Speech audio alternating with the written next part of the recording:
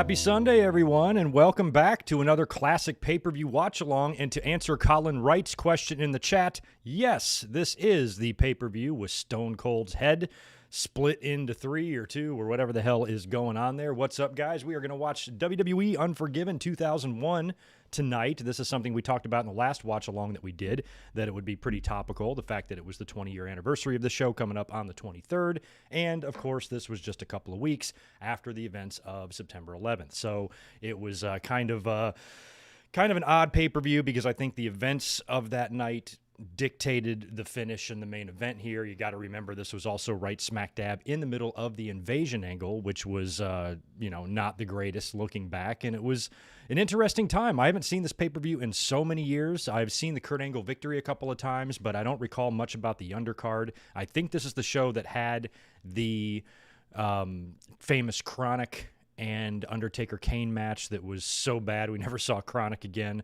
I think that's on here and a few other things, but this is pretty much known for Angle winning the title in the main event. I believe the show was in Pittsburgh, in his hometown. He had a lot of his family there, but being kind of the American hero, winning right after 9/11 kind of felt like the fans needed something to cheer for. Now, this would all be undone a matter of weeks later when Angle would actually turn heel, which is just incredible to think. I remember being so disappointed.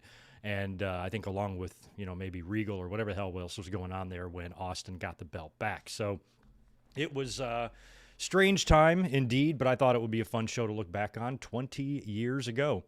And like I said, I don't really have much of an idea of what's on this card. That's what I kind of like to do on some of these watch-alongs, is not really look up the results. I want to kind of, because I forget a lot of this stuff, so I just want to watch it, and if it's a show that I'm not totally familiar with and I've only seen once or twice, it's kind of like watching it again for the first time. So that's what we're going to do here today. You got to pull up your cock on the Peacock here. We got to go to Unforgiven. Season 4 is what we're looking for here. This Peacock has got to get their act together with the stuff that's not TV shows. It's not seasons. Go by years. It would be so much easier for everybody to find that shit. But go ahead and pull that up as we're chatting here. I have no idea what kind of an audience we're going to have tonight. Probably not a huge one. I know that now that football season has started, that might affect some fans' interest here in the States. We're not going to do watch-alongs every Sunday because we're now doing watch-alongs every Wednesday for Dynamite. So on the weeks that there's nothing going on, there's no pay-per-view, or if I have no plans, like this week, then we'll come up here and then do a watch-along just for shits and gigs on any Sunday that I can make it work.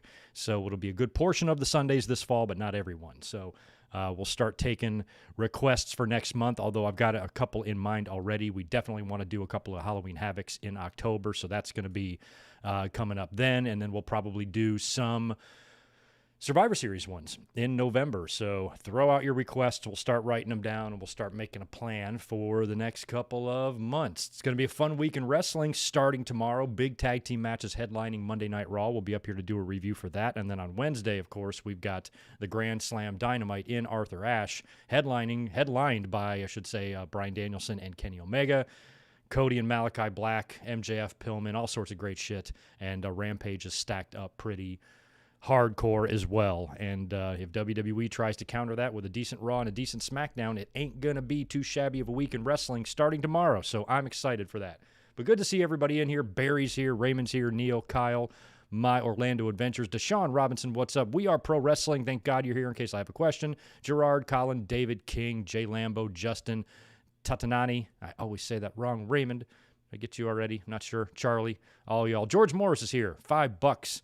Hey, Greg, how are you doing? Enjoying playing Batman Arkham Knight? Do you realize that Extreme Rules matches, none of them have any stipulations? Be safe.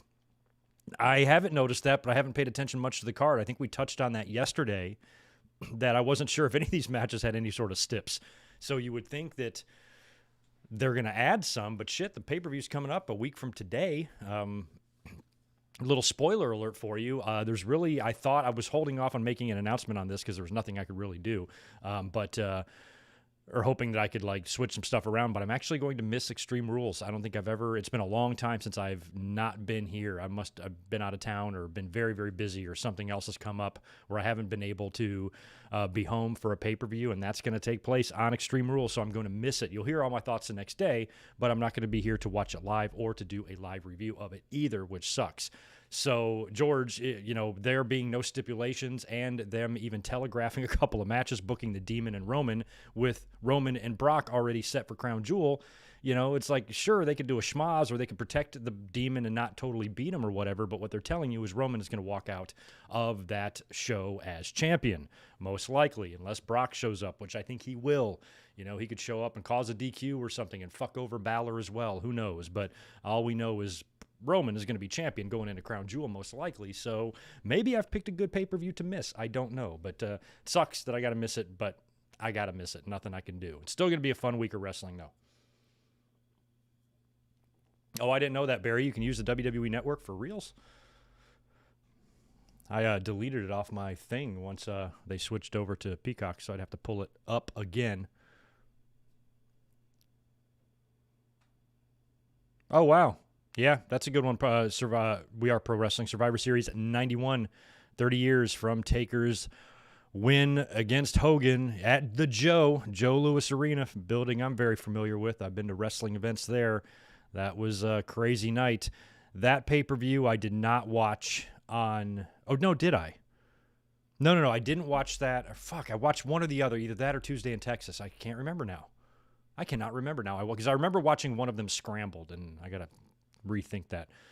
Survivor Series 90 would be good. 96 would be good. 25th anniversary of that would be this year. That was The Rock's debut, that great Austin and Brett match.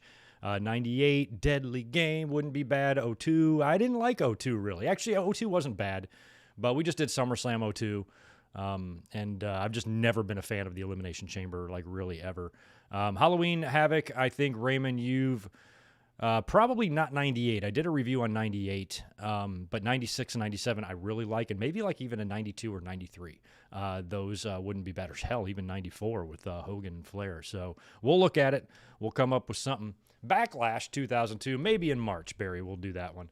We'll try to get into some Backlash as well. Hopefully during this time you've pulled up your Peacock and you've got Season 4 of Unforgiven pulled up, and we can get this pay-per-view going here. You guys know the rules. Not many of you in here right now, so those of you who are here know what we do every time. There's a timer right above my head. So once we all hit play together, we're just going to sync our Peacock with the timer. So just make sure your Unforgiven is pulled up. You've sat through any ads that you need to sit through, and you've got all zeros down at the bottom of the screen, and then we'll do a countdown from 3. We'll all hit play together, and we will just follow along with the timer. If you buffer, if you lose connection, if anything happens, or even if anything happens on my end, the timer above my head never stops running. So we will all just follow the timer. Even if I get fucked up, I'm just going to fix my shit to match the timer, and we can all follow along. Well, if you are not watching on Peacock, don't know how it's going to work. So best of luck to you. It might not match up exact, but I still have a feeling you'll be able to follow along relatively well here. And this should be a good show from 2001, right in the thick of the invasion. As a matter of fact, the invasion was starting to wind down. They'd wrap that up in November at a show that I attended at Survivor Series, and another show I attended the night after in Charlotte when Ric Flair and Jerry Lawler returned. Ric Flair is feeling the wrath of a dark side of the ring, and I think it's about time Jerry Lawler felt the same wrath. What do you say? We should do an episode on him, I think. But interesting time. Indeed, 2001 was kind of crazy, and we'll get a good idea of the vibe here. Like I said, this was, less than 2 weeks, right? After 9/11, this show took place on the 23rd, so we're talking 12 days. 12 days after 9/11. Yeah, I guess I just didn't put that together, how damn close that was. But, man, this was a really, this is kind of a crazy show and a crazy time. Wow. Anyway, here we go. So y'all get your fingers on the triggers there. Most of you know my setup for my watch-alongs. I have 2 computers set up, and I got 2 mouses, so I have to hit play with one and the timer with the other. And so far, I have not botched it. So let me just get myself in position. Got to get them fingers where they need to be. Timer. There you are. All right. I got my timer on OBS ready to rock. My finger on play over here. We're going to count down from 3 and then hit play. Are y'all ready? Here we go. 3, 2, 1, play. Perfecto. Haven't botched it yet. All right, here we go. That old scratch intro that we love so much. We're going to get a little video package, hype package here. Oh, we're going to get the anthem, I bet. Oh, who sings? Jennifer Holliday. Oh, she's singing America the Beautiful. Okay, even better. I like America the Beautiful so much more than the Star Spangled Banner. Just a better song. All right, so she's singing God Bless America or America the Beautiful. Is she singing God Bless America or? Okay, oh, beautiful. Okay, she is. Confused me for a minute. Well, this was the right thing to do. They are in Pittsburgh. That's an unmistakable building, the way they have that second deck coming down like that. That's where McFoley took the big Hell in the Cell bump. At the Igloo, I think they used to call it back in the day. So, yeah, kind of Kurt's hometown here. 12 days after this shit, man. 12 frickin' days. I mean, the buildings were smoldering for months, you know. Anyway, well, she is doing her thing. Let me get pulled back up over here and get all my ducklings in a sweet little row. I love the WrestleMania America the Beautifuls. Aretha Franklin, you know, I was there for that at 3. And then one of my more underrated ones that I really liked was WrestleMania 10, Little Richard. That was just phenomenal, like presentation, the way they did. I think they did something pretty cool, maybe similar at WrestleMania 20, if I remember right. But they've had some good ones, man. Ray Charles, man. Yeah, I would be like, I don't know how you get something like this done, but if there was like a petition or if there was a movement to make this the new national anthem, I still think national anthems are a little bit silly, but if we could move it to this, I think it's a better song. What do the kids say? It slaps?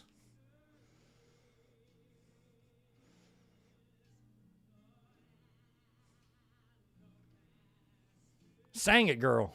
I hear you, Raymond. She's getting it. Greg rise. Greg doesn't rise. Unless Bret Hart's in the room or something. I might get up.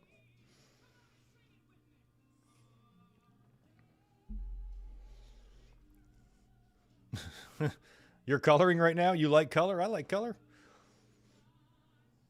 I was pretty awesome colorer when I was a kid. I had the deal. I was one of the kids that would outline it first in crayon and then color in the outline, so it had kind of like a shadow around it. Other than that, I have no artistic ability at all. But coloring inside the lines, I could do that. Neil, I think we're definitely putting Survivor Series 96 on the calendar. That's one of my... I love that show. I have fond memories of it at the Garden. I was in one of my first apartments. I think I was living in the second place I had ever lived in on my own with a roommate. And my dad came over and watched the pay-per-view with us. He showed up with he was trying to be cool. Like, showed up with some groceries and like a 12-pack of beer, and you know, tried to hang out with us. And he watched it and he really enjoyed it. He doesn't watch too much wrestling, but I remember him really enjoying the show. Remember that guy in that tag match? He came out like in this blue thing, and he had this like crazy like chia pet hair. I cannot believe that look. I don't know whatever happened to him, but man, it's no wonder he didn't make it. Damn, she's getting it, isn't she? Good job, Jennifer Holliday. Damn. America. Fuck yeah. Right on, Jennifer Holliday. That's quite the... You got shirtless fans. Oh, yeah. Patriotism is flowing in that building, man. We are... That wound is fresh, you know? We're still bleeding hard from that. The Angle Austin stuff was super fun. Austin did a great job of just being a little pussy ass.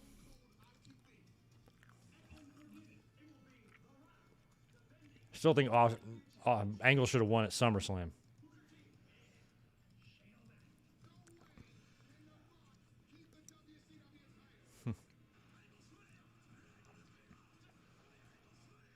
But I guess they couldn't change both titles in the same night.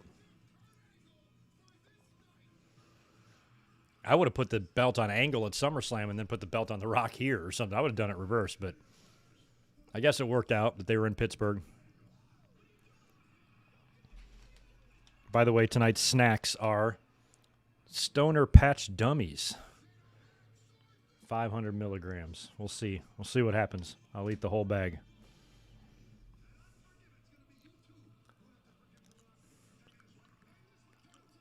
Huh.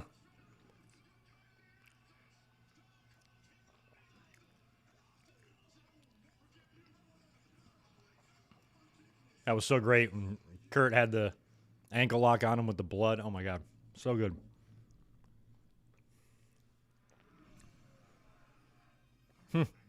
That's right. Now, that's why Survivor Series 96 is going to be so good. Because Sid was over like Rover that night. Yeah, because they had already had trouble with like New York and Philly crowds. So it's not a surprise that they kind of rejected the image of Shawn Michaels. Greg doesn't rise, Barry.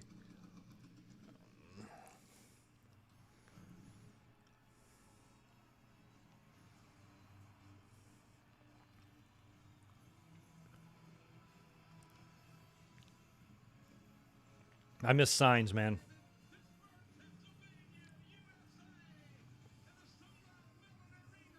I wonder if a little teeny tiny Britt Baker is in the audience. Probably not.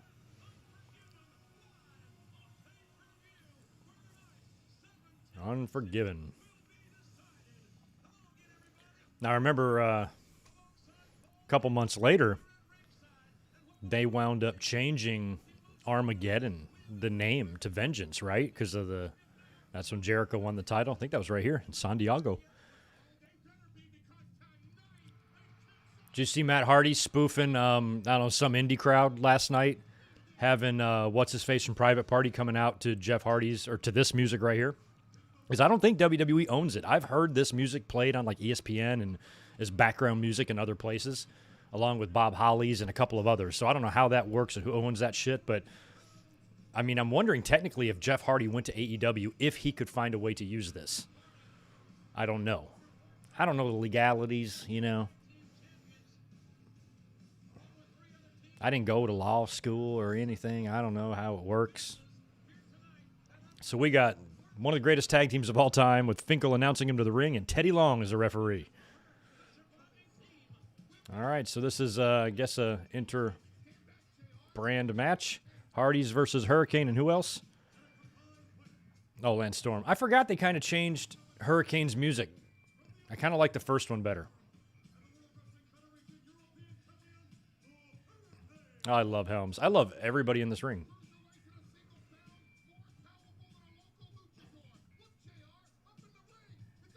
I love everything about this. Storm, Helms, Hardys, Fink, Teddy Long, Paul Heyman, and Jim Ross. I'll take it. Oh, it's 4 teams? Okay, never mind. This just got a lot worse. Here comes Big Show. Sauntering. Oh, Little Spike.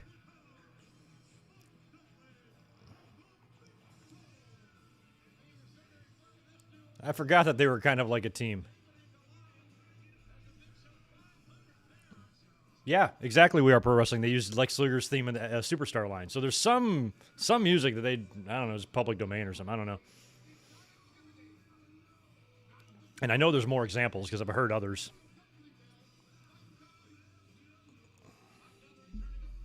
But Bob Holly's and the Hardys are the ones that stick out.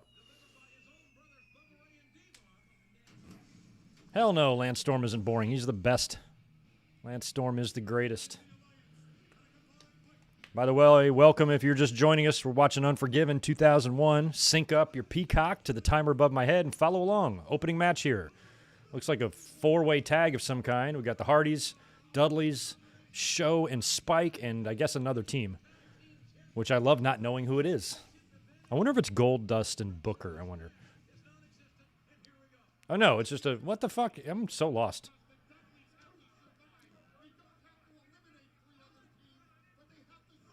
Oh, yeah, that's right. And Hurricane and Lance. That's right. Okay. I'm so lost. I thought there was another team coming out. I have no idea, Colin, what Spike is up to. I hope he's doing well. Crazy little bastard. Hope he's healthy. Can't imagine his joints, back, neck, legs, arms, chest, neck, breast, and head feel too good. But Other than that, I hope he's good. Look at Teddy Long. Nice fireman's carry by the Friends.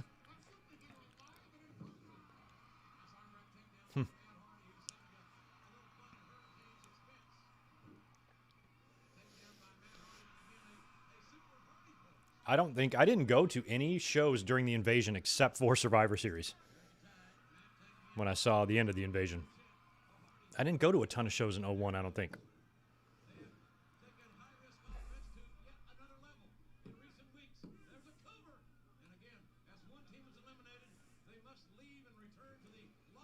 Nice, JL. Happy birthday to you. Glad, hopefully you approve of the pay-per-view, but I'm glad you're here and it happens to be your birthday. We can all hang out. So cheers to you. If you guys got a cold one open, cheers to JL. Happy birthday, my friend. I think every single time we've done one of these watch-alongs, we've done a few dozen now. We got at least one person's birthday, sometimes more. By the way, I got Kansas City and Baltimore pulled up for all you Americans here that give a shit about the foosball. Pretty solid match, but I'm just going to eyeball it. We got that on. So we're set.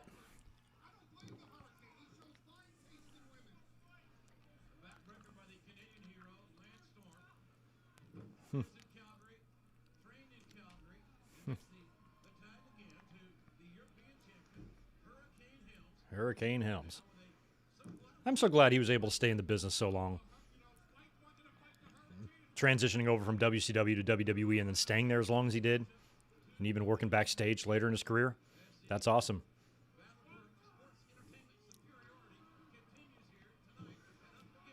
Got to root for the Southern boys. He's from the same parts where I used to live, so we like Gregory over here.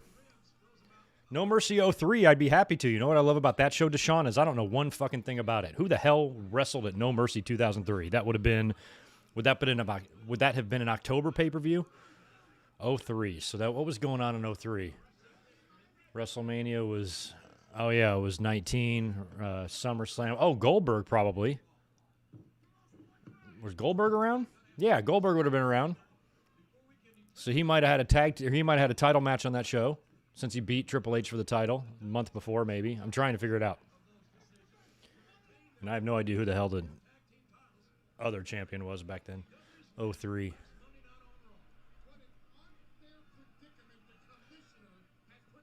Oh. I guess it was Goldberg and probably Brock then were the champs. Or Goldberg and Angle would have probably been the champs around that time. I don't know. Jesus. Spike went super high. LSD went high. Who would have thought? Oh, Gregory's got the cape. Oh, is it just Velcro on there? That's easy. That's convenient. Oh, shit. Vince and Stephanie I Quit match. Oh, yeah. Now I remember. So that means like Zach Gowen and shit would have been around this time. Sable probably too, right? Yeah. It was a weird time.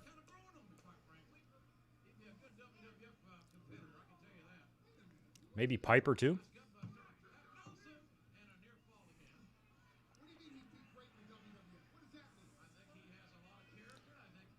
No, this was not a SmackDown exclusive pay-per-view. There was no brand split at this time.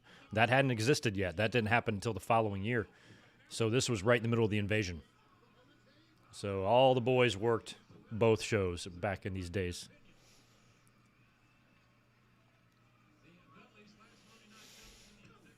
Thank you, Charlie. That's what I was thinking. Just takes me a minute to get there. Once I start turning my brain, trying to remember what was going on at the time, I can usually deduct what's going on. Or at least give an educated guess.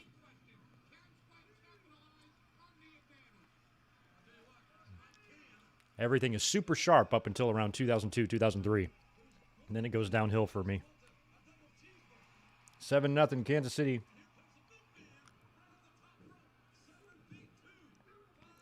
Get up. How many guys in this match we got that are still in the ring? I count 3. With the Hardys and Show. Helms sometimes will show up. Dudley's, I don't think, do anything anymore. And neither does Storm. So I guess three current active wrestlers still.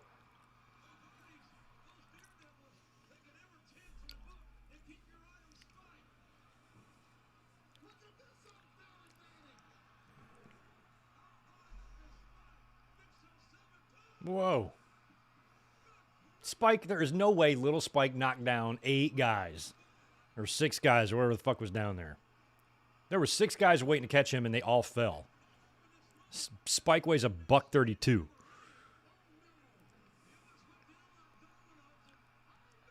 Oh, Show's going to go for it? Okay. This is not advisable. See, no, they're getting up like they're going to catch him. Oh, thank God. Bubba, voice of reason, saves Big Show's life. Yeah, Charlie, yeah, it makes 2 of us. You have no life. Or actually, I have a good combination. I have a great life. I love my life, but I also kind of have no life, too. It's kind of nice to have both, so shoot for that.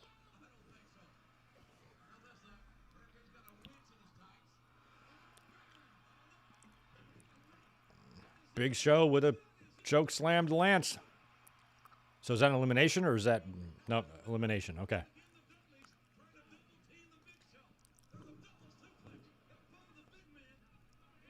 Down go Show. Oh, Deshaun, thank you for that $5. You meant to say Mercy 02. I do have memories of that one. Triple H versus Kane and RVD's versus Flair, but Brock and Taker, excuse me. I remember that Hell in a Cell match well. I watched that one with my roommate Ben, and he was just another guy that didn't really watch much wrestling, but if I had a pay-per-view on and he was around, he'd sometimes watch it and sometimes be impressed by what he saw.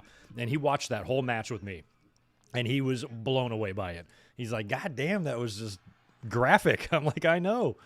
He thought it was one of the craziest, damnedest things he'd ever seen, and that was a statement match for Brock. That would be a good one. So maybe we'll do it if we can fit them all in. I don't know. We definitely want to do at least one, but probably 2 Halloween Havocs. But that one could be a good one. All right, Spike Dudley has been eliminated by Matt Hardy. So him and Show are gone. And that's just the good old Hardys and good old Dudleys. And I would watch these guys wrestle in a cage at Survivor Series a couple months later. Part of me thinks Hardys are going to win here because they lost that match at Survivor Series. So something tells me they win this. And they get the Pittsburgh crowd off and running with a good babyface victory. That's what I'm going to predict here without really remembering. See if I'm right. Baltimore's on the 10. Who's your quarterback? Jackson? Oh, there's... Oh, fumble. Oh, my God. That was a good running back. Fumbled it right into the hands of a teammate who crossed the plane. Touchdown, Ravens. Nevermore. 97's probably going to be possible. Although that had that horrible cage match that I think was equally as bad as the one the following year with Hogan and Warrior. Hogan and Havocs do not get along. I almost think 96 might be a bit more fun, but I don't know. All right, we got Bubba and Devon working over Jeff. So Big Brother will get a hot one here in a minute. We'll probably move into the finish. Whoa, big backdrop by Jeff.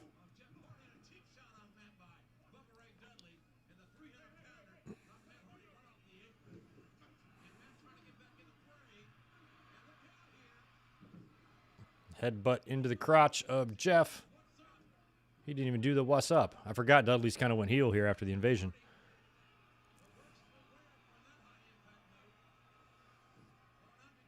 I'll just never forget Jim Cornette's rant, his shoot on that match, on Raw when he was doing those little pre-recordings.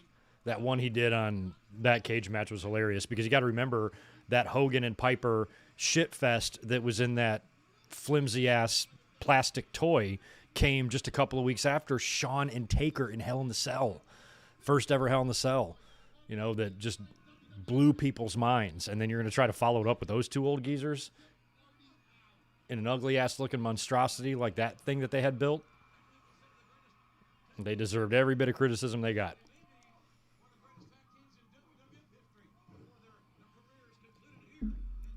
Ooh, Hardy went into that power slam too quick.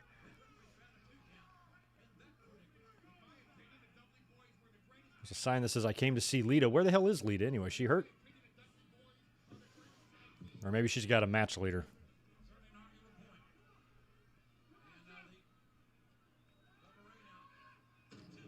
Yeah, Stacy fit with the Dudleys. She looked great in those little shorts and shit. I loved her.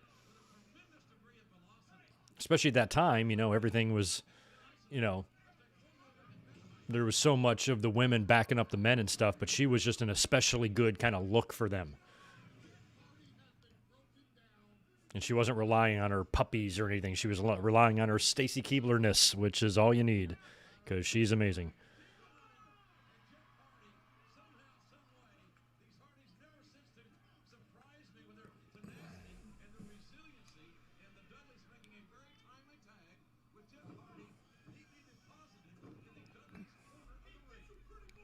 Eat this, you pretty boy. I love a mad Bubba. He is hilarious. I can't see Bubba because he's wearing camouflage. But I know he's in there. And I've never known. I forgot what that shirt is Devon's wearing. It's like a postcard or something.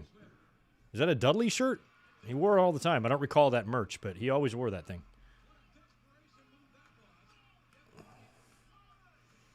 Did y'all see Big E's gear on SmackDown on Friday? The tribute to the Fugees album? That was awesome.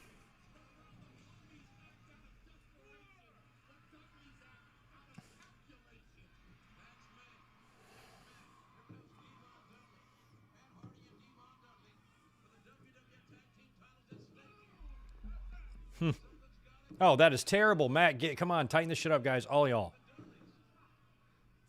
Terrible looking clothesline.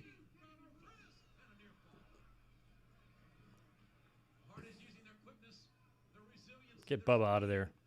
Bubba, for somebody as just big as him, he was super light on his feet. He could bump over top ropes. He was a lot like Ray Traylor. He was a lot like Big Boss Man. Maybe even a bit better in that regard. Oh, my God. Good catch, though. Protected Matt. Okay, welcome to... Oh, yeah. I kind of remember now. Welcome to Dudleyville. Because I could tell the back of it looked like a postcard and the front looked like a stamp or something. Okay. That to make more sense. I remember now. What's up, Stephen Scott? Good to see you. Little intimate audience here this evening.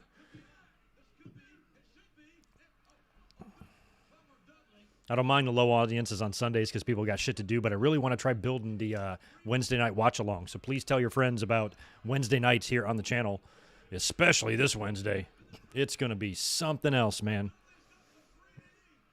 Danielson Omega. Oh, shit. Here goes Jeff. Swanton on to Devon. I can hear Teddy. Come on, man. What are you doing in the ring? Like, what do you think he's doing in there? Teddy, you moron. Look, you can't even tell what's going on here. I never liked the Bubba Bomb.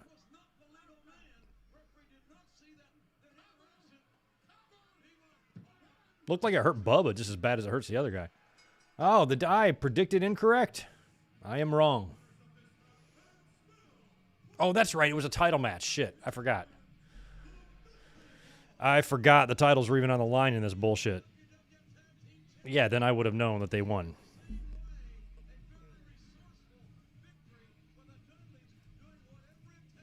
Yeah, Steven Scott, definitely a Halloween Havoc or two. I think we're going to do, I just got to decide. We might do an early 90s one, but I definitely want to do 96 or 97. One of those for sure, maybe another one, and possibly like a No Mercy.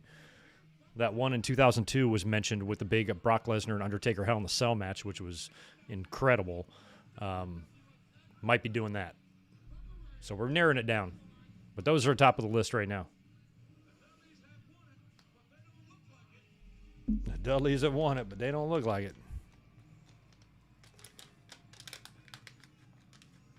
Look at a very young RVD.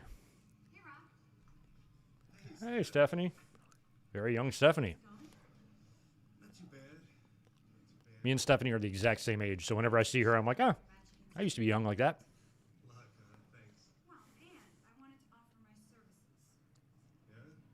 No, Stephanie, you want to offer your services, huh? Is that what you want to do? Even in 2001, who crimps their hair? Help me defeat Jericho. I appreciate it. RVD's a one-man team. I'm the whole damn show, you know? I got it covered. He's got it covered. Appreciate it. Oh.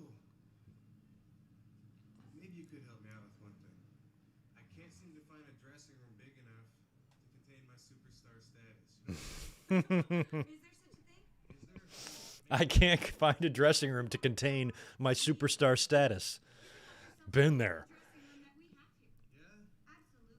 Just take the biggest one? Just go. Just take the biggest one. Okay, Rob will do it too. Thanks a lot. I can be useful.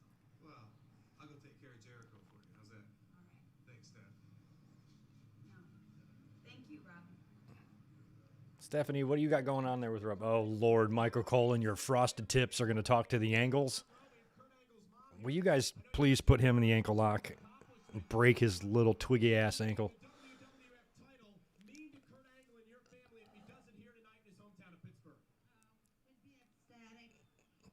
That's straight gin she's drinking, by the way, in that glass, in that cup.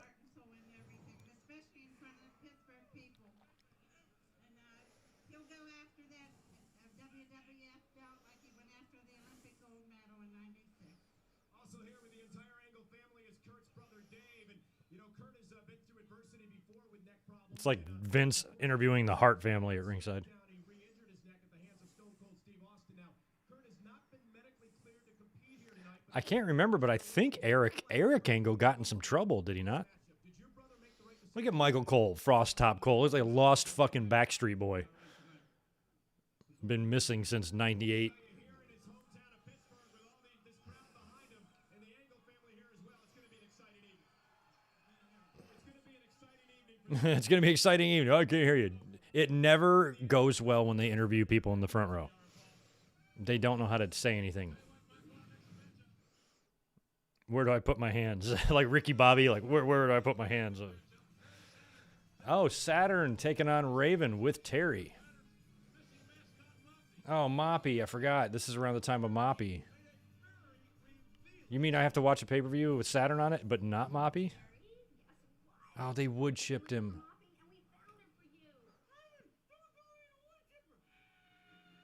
Oh. Moppy. Saturn had a good look. Look at the shape he's in.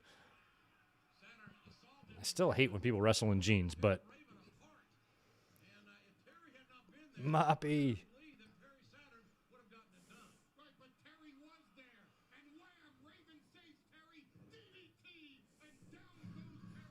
All right, here we go. Raven and Saturn over the death of Moppy.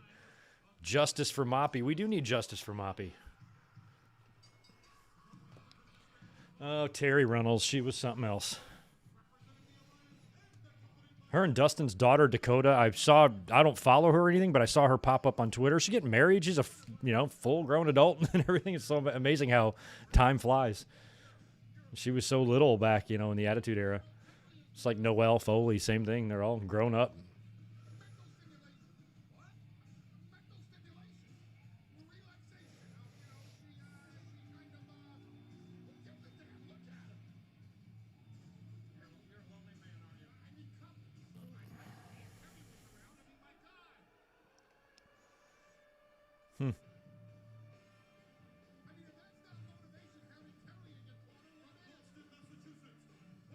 The funny thing is at the time, I was just as excited for Perry Saturn to be there as I was everybody else in the Radicals. He was somebody in WCW that I kind of thought could do a bit more. Maybe WWE would be able to do that with him. Most of it's probably Perry's own doing, but he didn't do too much outside of that initial. Man. I'm trying to think what's going on here. Are these guys affiliated? Is Saturn WWE and Raven is Alliance? It's part of the reason why none of this shit made any sense. And there's a WCW official. We got Little Nate in the ring. Terry is just messing with Terry and Perry.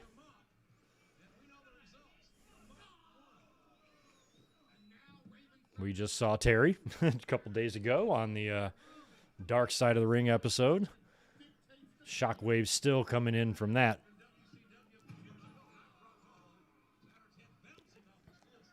Tommy Dreamer did issue an apology, which I appreciate. You know, he kind of had to do that.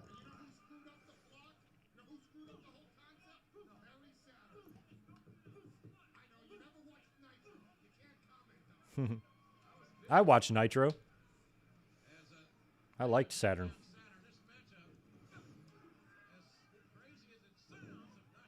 I really liked Raven, though, in ECW. It just sucks that they weren't any bigger to hold any stars, because he was still he was on his way of becoming, you know, the Bruno of ECW, you know, until the money came calling from WCW. He had no choice to go, you know. Look at this with a Cobra Clutch or the $1 Million Dream or something. Good for Raven. Good for Raven. Yeah, this is the point where you were face if you were WWF, heel, or you were Alliance. Yeah.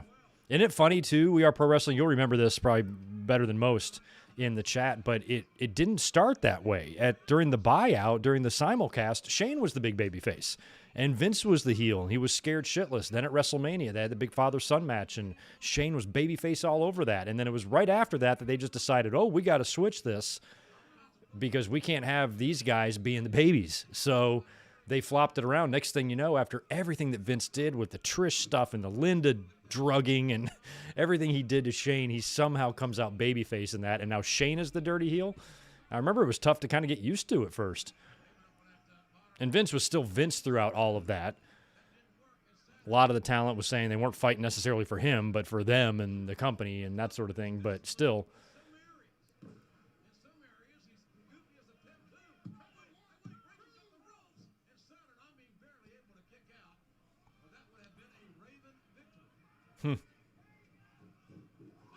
Saturn. Oh, good kick, though. JR said it best. Saturn sauntering across the ring. He certainly did. He was barely even getting over there to that corner.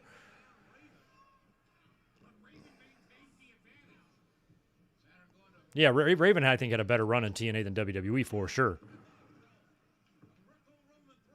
But I just wish he would have been given a couple of more years with that gimmick in ECW. It was so good.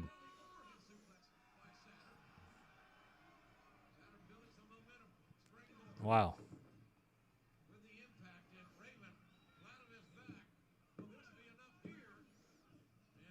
Yeah, I remember that. What's up, K-Dogs Kennel? Good to see you. I remember when he was U.S. champ, but I didn't mind the Goldberg match. That shit was over. I watched that Raven versus Goldberg match in a packed bowling alley in the South, not too far away from Georgia. And when people were glued to the TV watching, even the fans were going nuts. Goldberg was over. That's what you had to do. I don't think a loss to Goldberg was what did Raven in. I think it was just WCW's overall just use of him. They weren't going to make him what he was in ECW. They had other guys there. It's too crowded and too political at the top. And then when he came into WWE, by then, you know, they were so stacked with star power as well, it was really never going to move him very much beyond the mid-card. Where in ECW, I think he could have stayed there a couple more years, built his legacy up even more to increase his value maybe to where one of the bigger companies would have used him better. But I think taking the money, I do not blame him whatsoever. I'd have taken it too.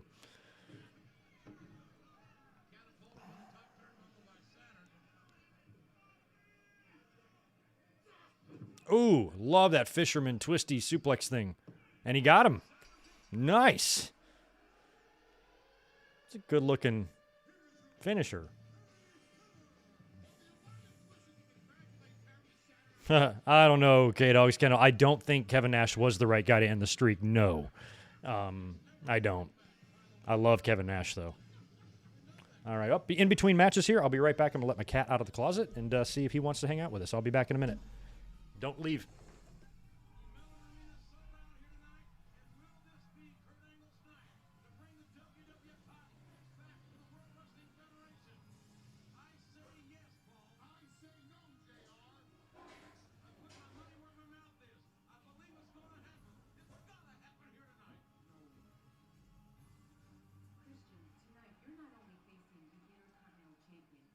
you're facing your flesh and blood and your brother Edge. Now, yes, you have a shot at the title, but after seeing the relationship between the two of you disintegrate the way it has, the question is, was it worth it? You know, Lillian, I was thinking that there's so many people in this world that come so close to fulfilling their hopes and dreams, only to fail miserably. You take a step out there tonight, and you'll see an arena full of people that fit that description to a T. But you know, tonight, I had the chance to fulfill my dreams, to prove something to the world that I've known my entire life, and that's that I am superior to my brother Edge. But you know, tonight, everyone's making such a big deal about will Kurt Angle win the WWF title. Well, I say, who cares? Because when Unforgiven is written into the history books, it's going to remember that it was the night that Christian walked away with the Intercontinental title. Sorry about that. Took me longer than I thought, and I should really be turning this volume down if I'm not going to be sitting in front of this, so nothing gets caught up. You're damn right it was. WWF 1, Alliance 1, Christian Cage. Promo. Didn't hear anything you said to Lillian just then, but I got my boys unlocked, and we'll see if they mosey on in here. Christian and Edge, IC title match, up next. You know what? Does Christian win the title here? Why do I think that he does? He wins the King of the Ring, right? And Christian turns on him.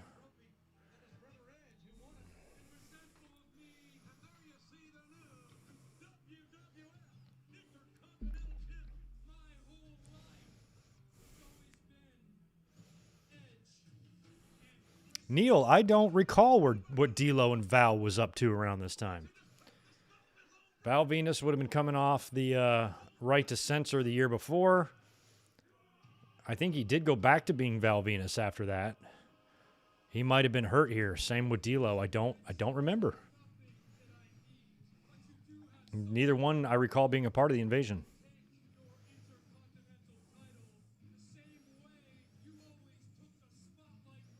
Christian, they had a hard time figuring out Christian's theme music around this time. They changed it a lot. Probably like 3 times after his heel turn. You don't think he wins? Well, I was wrong in the last match, too.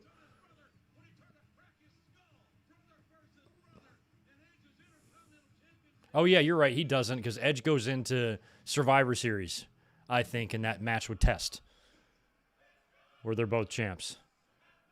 I swear Christian beat him for the IC title, though, I thought. I could be all wrong.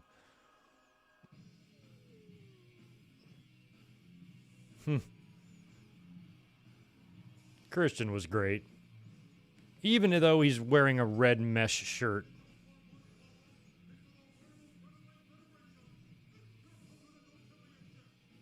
He didn't look as good with the long hair.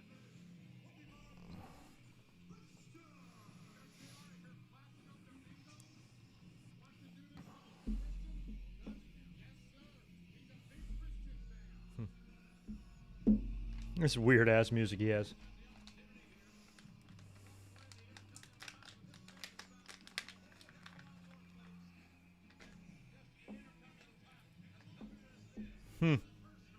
And he had one, the version before this was something else, too. Oh, we get the Rob Zombie theme here. Awesome. I'm turning my music down. I love this Edge theme.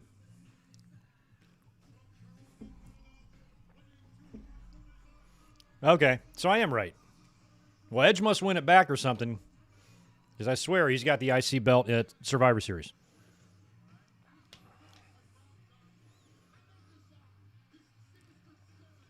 So this is the first singles match between these two guys in WWE? Is that right? It's probably a pretty big deal for them. Unless they wrestled. Did they wrestle when Christian first got there or something? When he got into the Brood and then joined them? Maybe then, but certainly their biggest high-profile match they've had is right here.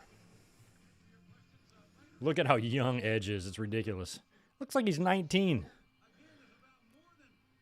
Do I think Edge will ever go to AEW? I would probably say no, but shit, I don't know. He might be a guy that's just going to remain loyal to WWE. I don't know. Basically made his whole career there. If he went to AEW, he'd have to be Adam.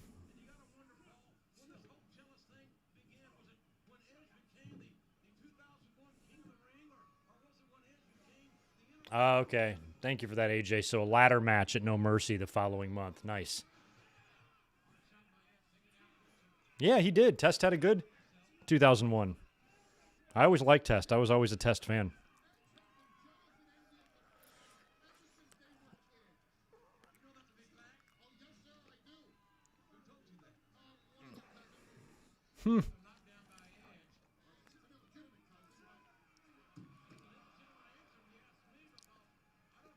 There's giant barrels up there. Looks like a brewery. Oh, okay. Oh, so it was reversed. So Test was IC champ. Edge was US going into Survivor Series. I just remember it was a unification.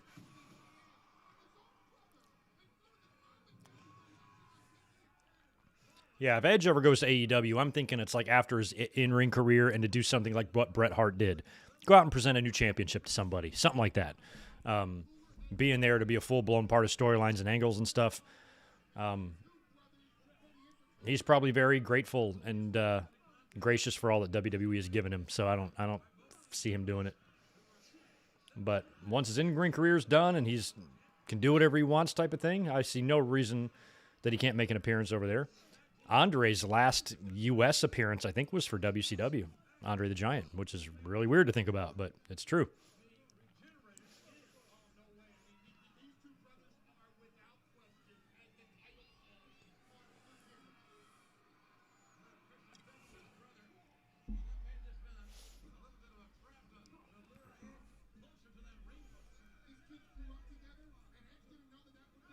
Oh, yeah, no, I remember Test wanting the Immunity Battle Royal later in the show.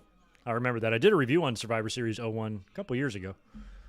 I still remember that show pretty well. I remember the Dudleys and Hardys cage match and Jeff going through the table and all the crazy shit that happened in the main event.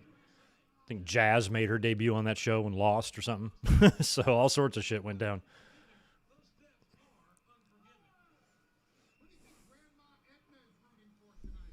Grandma Edna.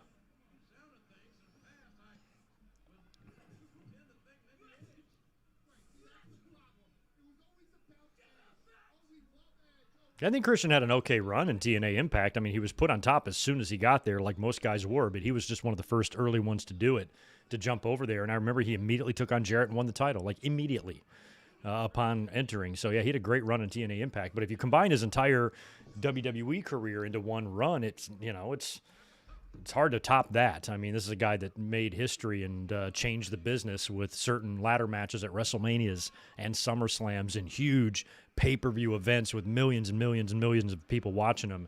Had a decent run as an IC champion, multiple tag team partners with lots of different tag team title runs, goes to TNA, wins a championship over there, comes back to WWE, becomes World Heavyweight Champion, ECW champion, goes over to AEW, as a retired legend. But, his entire WWE run, the two kind of stints, are pretty damn impressive. He's got a lot of championships and accomplishments. So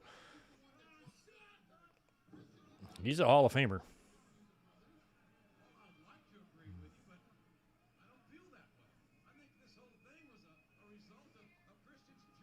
Yeah, Steven, you're right. I mean, that's all WCW had back then was young talent. The Sean O'Hares, the Palumbos, and Kidmans. Everybody else was sitting out on their contracts, so got those guys featured and got them some airtime and stuff.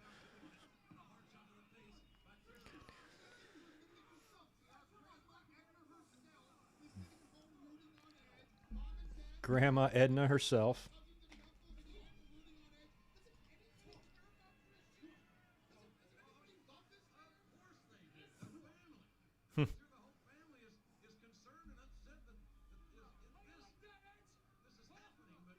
How do you like that, Edge? He's getting yelled at by his brother. Jesus, man.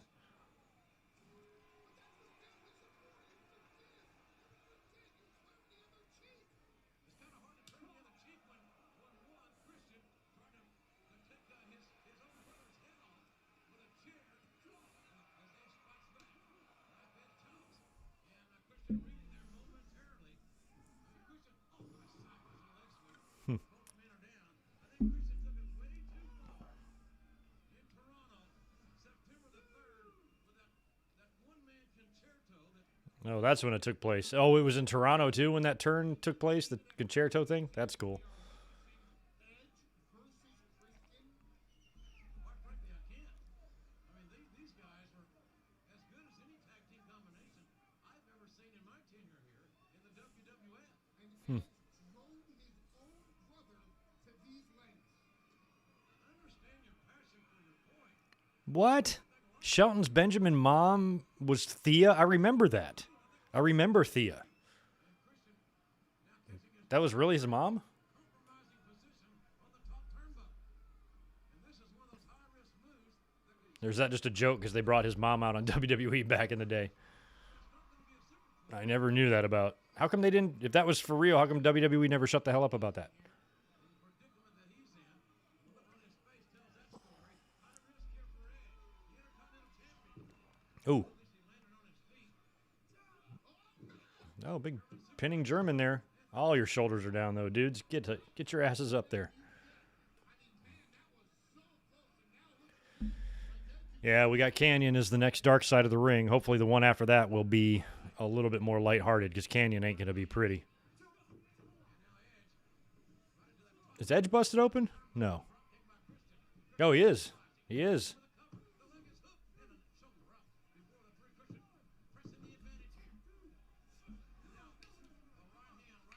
Looks like it's under his eye.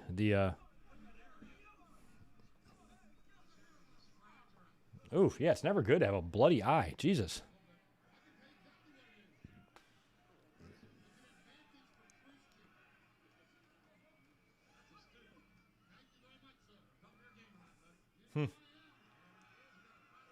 Well, they're both kind of bleeding a little bit.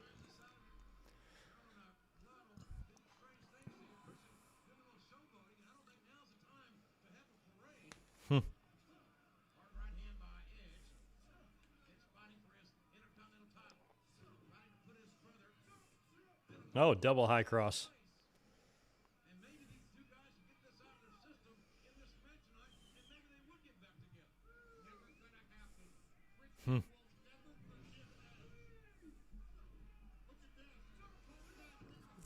Yeah, we did watch-alongs on both of those SummerSlams, 98 and 02 in the last month. Check them out. They're still watchable. You just can't talk to me. That's all.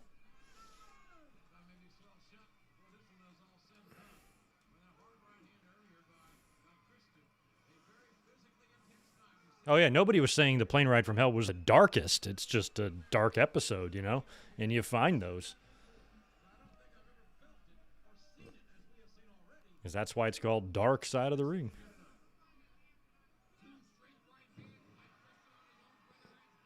I think maybe this one was the most incriminating, maybe, you know, and maybe had, you know, actual real present day repercussions where some of the others did not.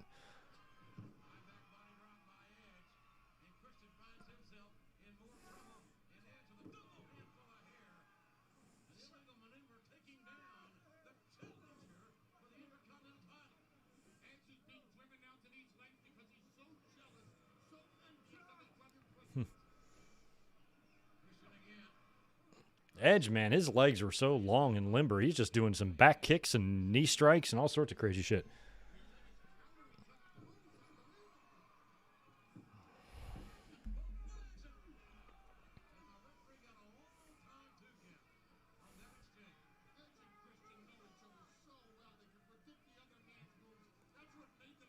Yeah, the fact that any of those kids can have any sort of relationship is pretty incredible. I'm happy to hear the same about Robin and Jake.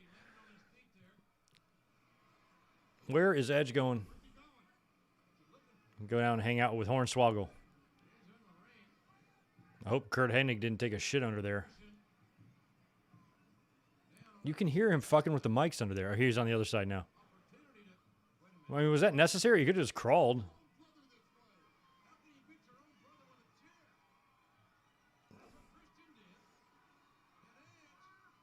I wonder if underneath the ring when they plan for spots like that, if they've got like a little channelized path for them to crawl right through, or if they have to crawl over all that shit, or if they'll say, okay, make a little opening for them to shoot across.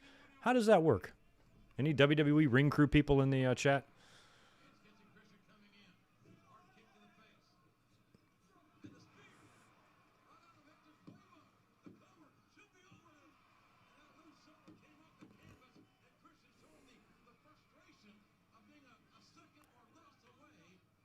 Oh.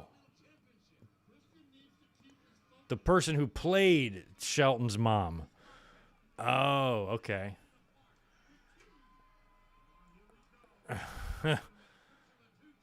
Okay, maybe that makes a little bit more sense. I'm like, I don't understand.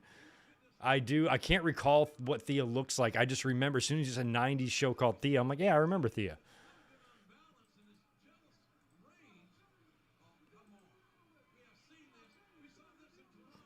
Here's the IMDb. Let me look at the picture of it. Oh, yeah. Okay. I never watched it, but I do remember it. Looks like maybe just a season or so they played. Huh. Oh. Christian's in Concerto land here. This is a regular match. He's going to get DQ'd. Damn, he does got a hell of a gaff under his eye, does he not?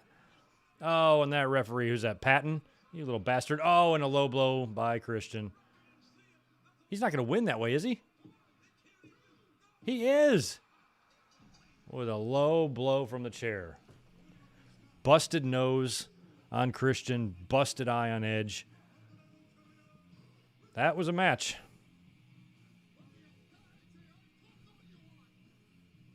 Oh, I thought I recognized the girl. That was Brandy. I thought the girl, I just pulled up the IMDb thing or whatever, and I saw the girl, and I was like, where do I know her from? Brandy.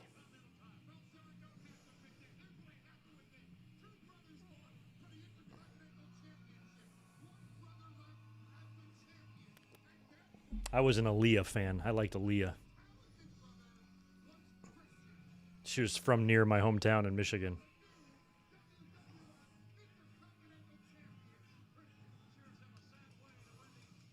Jesus, Heyman.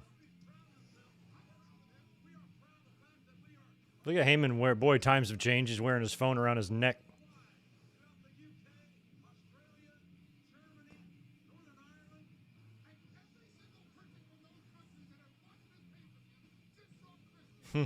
I swear, Paul Heyman just really wants to upstage Jim Ross at every pass and wants to fuck him up. They just mess with each other. It's the funniest relationship.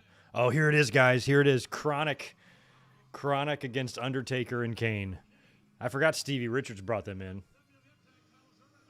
I thought Chronic in WCW was a great use of Adams and Clark because they were both guys that were awesome, but again, we're just kind of falling victim to not being used and shit, and sticking them together was...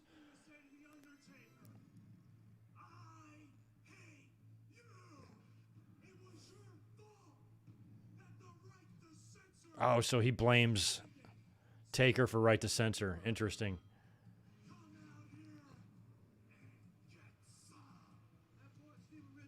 And so he brings in Chronic to attack him. That's interesting. I remember when this happened, I was like, holy crap. Now, Adams and Taker are boys. They're good friends. I think Undertaker helped get him a job there. And it was good to see Adam Bomb back in the company, you know? Because he had such a goofy-ass gimmick in the 90s, plus he was there at the same time as the Clique and stuff, and he did not like them. This is like a new chance for him.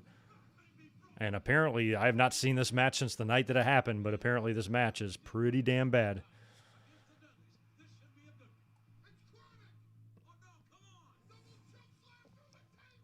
And you got to remember, too, Crush, Brian Adams, he left. I was in the building his last night in the company, and I even met him later on that night at Waffle House, right after the screw job when he left, because he was pissed about what they did to Bret Hart. So for him to come back in here was pretty crazy.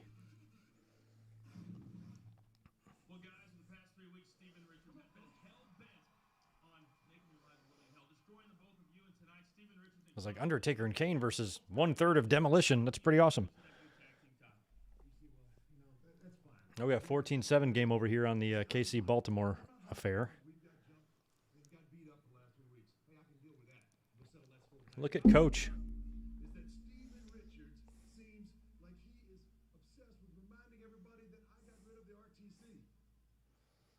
The people don't want to... The RTC, Jesus. They're trying to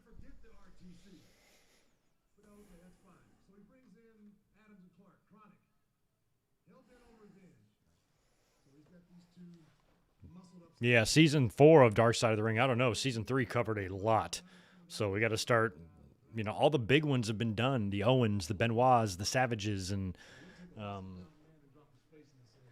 even Gino and Dino and, some of the gnarlier suspicious deaths and stuff. They've covered a lot of that. So I want to see Jerry Lawler. I honestly do. I think he would make a pretty fucking meaty episode. That's for sure. Look at these guys. Here we go, Chronic. Don't embarrass yourselves. I mean, they look ready. Like, I don't understand, why this match was so bad and why it caused him to get fired. They were both... Crush was in the best shape of his career, arguably, at this point. I mean, he got jacked. When he was in WWE previously, as part of the DOA, he hadn't really been hitting the gym. Here, he looks like... And same thing with Brian Clark. When he was Adam Bomb, he wasn't as defined. He looked like he was really jacked around this time. So they're in the best shapes of their lives, yet they deliver the worst match of their lives as well. Very weird. We're about to watch this shit show for the first time in 20 years. Muhammad Hassan would be a good one, maybe. But that was just kind of a really distasteful, bad gimmick. I still think he went on to live a relatively normal life and didn't end, and nothing ended tragically for him. So I don't know if that would make a good one or not. It might, though. I mean, they did one on the Brawl for All, So why not? The Ring Boy scandal, that would be one that would open up a lot of eyes, and the timing of that would be not good for WWE based on the fact that they're actually dealing with competition now.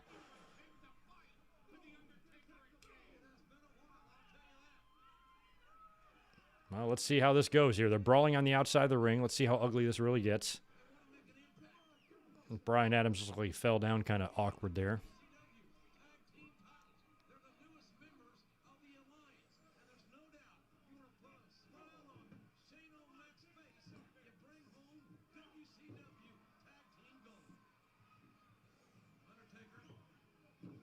All right, so nothing too horrible yet. Crush took a couple bumps.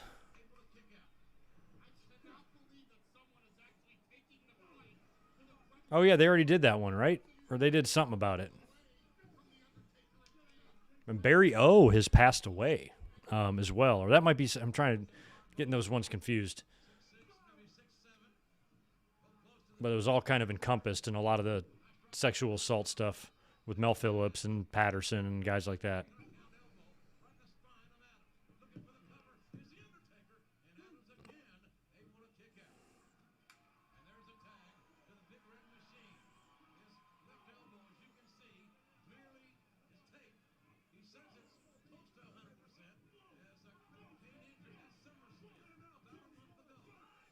I mean, I don't know if it would be enough to really fill a full episode, but you can since we're doing Canyon, I mean, you could consider Daphne, make it almost just more of like a PSA on just on depression, CTE, mental illness, things like that.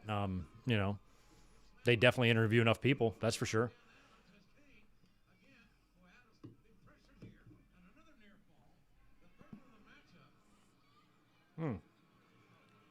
High school principal in Toronto. See, he went on to have a normal life, worked a normal job.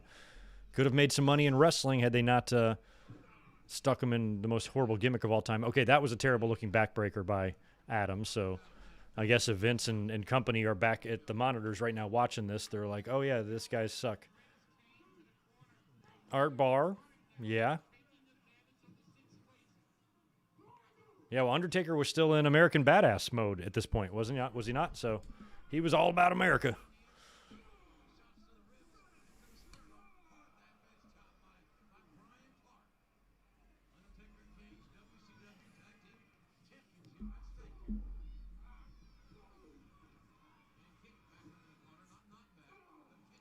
Interesting by Clark.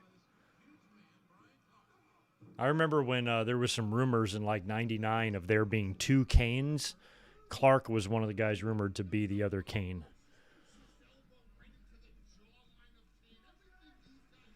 And Kane did have some strange weight fluctuations there in like 99 and 2000. At one point, he got really thin. I can't remember exactly the time period on that. I would want to say it's sometime maybe early 2000 or maybe late 99, mid 99 or something. He got really skinny. I think maybe around the time he was teaming with X-Pac and stuff. Just dropped a lot of weight or something. So I think some people thought there was two different guys playing him. But you can just tell by the way somebody moves and throws punches and shit if it's them or not, even if they look slightly bit different. You can always tell.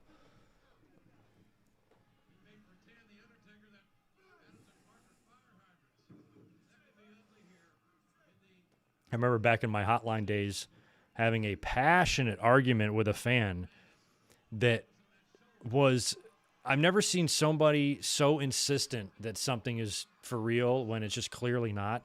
You think two Kanes is weird. There was a guy that insisted that, no, I'm sorry, it was a girl. She insisted that there was two Undertakers and there's two people playing it. And I remember just being like, no, there's not two Undertakers. Do you think WWE would, number one, be able to resist not having those two guys as a tag team at some point? And why would they bring in Brian Lee to do SummerSlam 94 if he's had a twin brother this whole time? They would just bring him in. And like she basically said they're identical twins and there's two. And I'm like, they would not be able to keep that a secret. They would be seen together. It's like the Sasquatch, you know? Like they would be noticed. And it would be a matter of public record. You could look up Mark Calloway's birth records and find out if he has siblings and all this stuff. Nope, none of that was good. I was talking to a brick wall. She insisted that it's a conspiracy, and she wasn't fucking with me either. She was dead serious, and that there was two Undertakers, and that's just the way it was, and I need to wake up and start realizing what's really happening. This was a real conversation that happened. I was just still think back to that and laugh, because I'm like, man, there are some crazy people out there that no matter what you say, you're like, no, you don't understand. Like, I'm not saying it's not even possible, you know? So like what you're saying is just untrue, but she refused to believe it and just insisted that there was two Undertakers.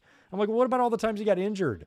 Like if he was injured, wouldn't they just use the other one while he was injured? Why were these long gaps, you know, when he would have to take time off or whatever? And she always had some dumb reason for it or whatever. I'm like, God. But the biggest one was that was a terrible knee lift, was SummerSlam 94. I'm like, don't you think they used the brother and not Brian Lee? Those were the days. Yeah, this match is starting to really not be good.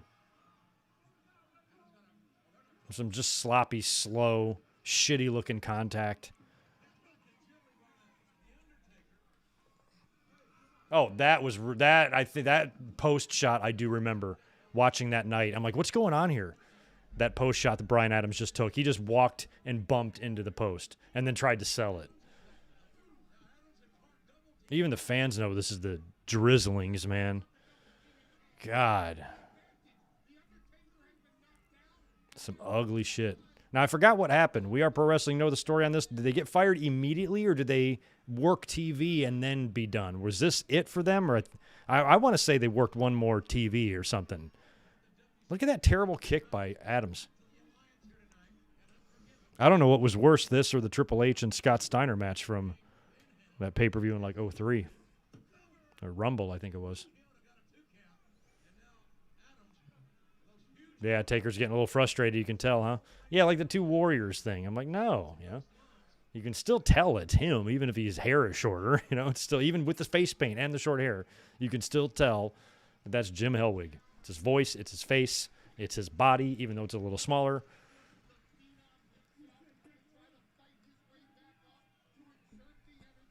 All right, well, Crush is applying this weak-ass chin lock on Taker. I'm going to go grab another beer with my trusty opener.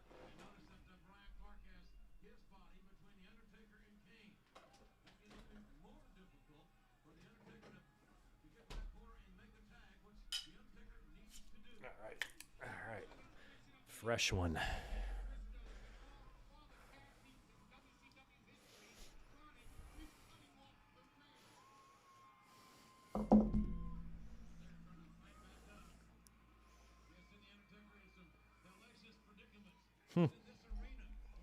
Hellacious predicaments.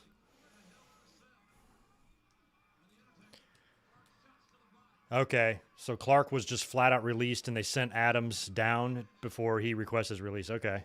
Huh. It was bad. But I thought like Chronic would have fit in so well there, you know? And I forget, were they even part of the alliance? I mean, Stevie Richards brought them in, They were considered part, I would assume, of the Alliance, correct? Since they were a WCW team. But hell, this might have just been a isolated deal. I'm not sure. But I mean, I thought they were that they would bring a lot to the division. I just thought like they were one of the few good things that WCW had going on near the end. I just thought they were a really good looking team because I did like both guys individually. I always liked Crush as a wrestler, his 9 different gimmicks that he had. And I thought Adam Bomb was a stupid name and a stupid gimmick in WWE, but as Wrath, felt like he was putting out some decent matches in WCW. Even went on a winning streak before I think Kevin Nash wound up ending it. Clark had an interesting shoot interview once where he opened up a lot about the Clique and some of the shit he had to deal with. So not surprising he didn't like those guys. And plus, he's a big, badass-looking guy. Like, he talked about Scott Hall one time. Was like, I'll kick his ass or whatever. I'm like, I'd actually like to see that fight. Scott Hall and Brian Clark. Scott Hall's no wimp,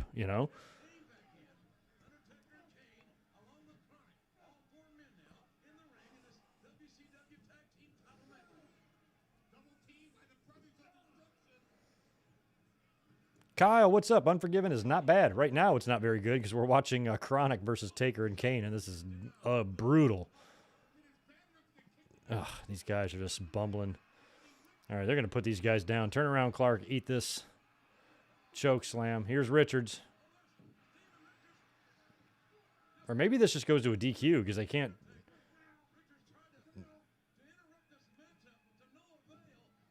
Taker's yelling at him. Taker's probably like, I'm going to call an audible. We're winning this match. Jesus.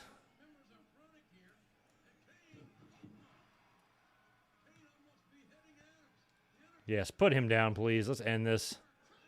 There's the choke slam to Clark. That's got to be it. And Chronic is done. Taker never pleased.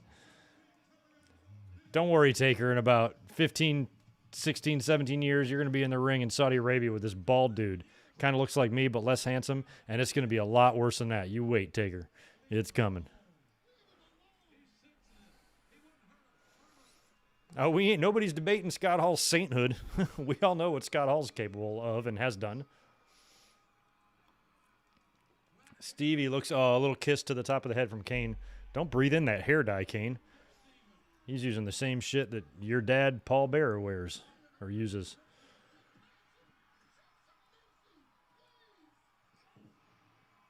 Stevie Richards done. Back to the Sopranos.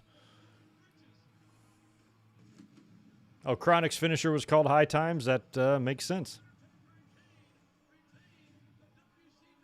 Checks out. I forgot. They were WCW Tag Team Champions at this point. I forgot.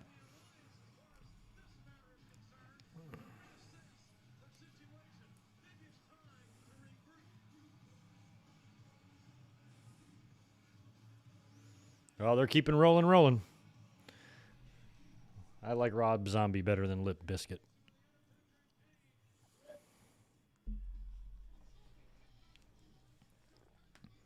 Yeah, 9/11, I think, played a pretty big role in this match, although Kurt was also in his hometown. So,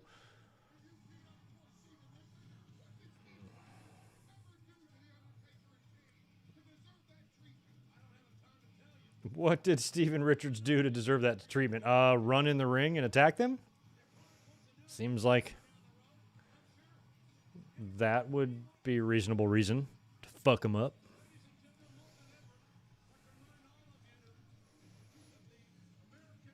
Can we stop playing Limp Bizkit in my ear, please? I will do anything. Thank you. We're putting the Red Cross number up for the disaster relief. A lot of people at this time, too, was giving blood to the point where I remember they were coming on TV saying, don't give any more blood. We got enough, but thank you, kind of thing. So people were trying to do whatever they could.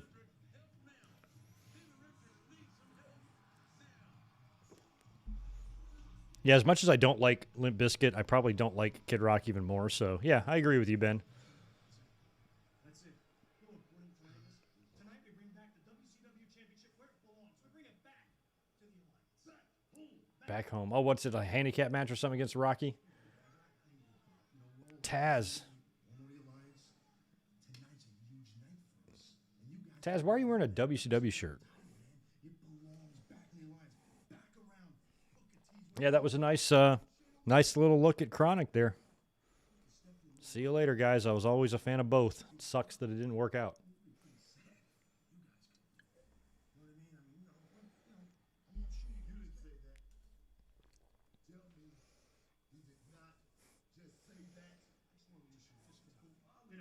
Get out, Taz. This is for tall people only. I like how Booker's just like shaking. Where is Stephanie going? You looking for Rob Van Dam? Have you seen Rob Van Dam anywhere? I just saw him. He's just down the hallway. Dressing room number 5. 5. I think it was 5. All right. Thanks. Whose dressing room is he in? Maybe Austin's or something. What? You said to take the biggest one.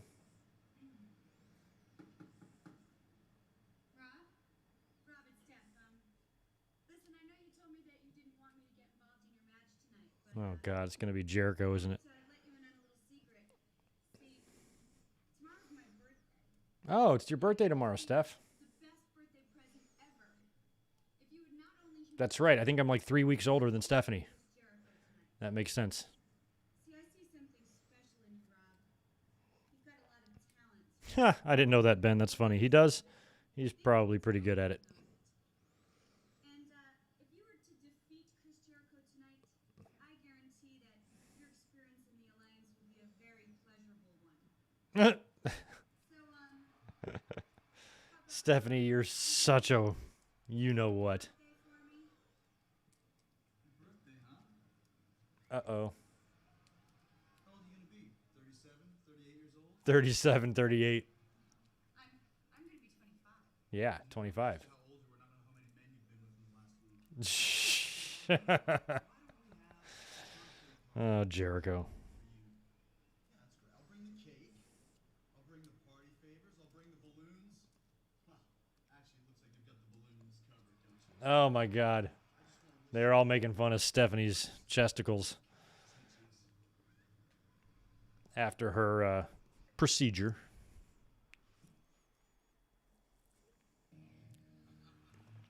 Here comes Rob Van Dam. Who's he facing? Jericho. That's right. Well, never been a more appropriate time than this.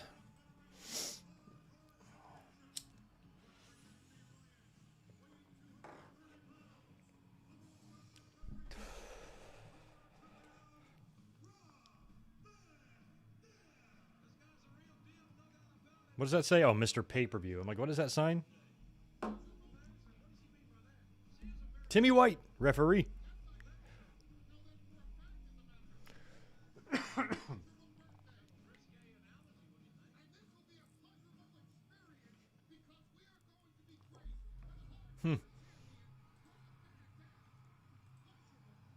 Pleasurable experience, says Paul Heyman.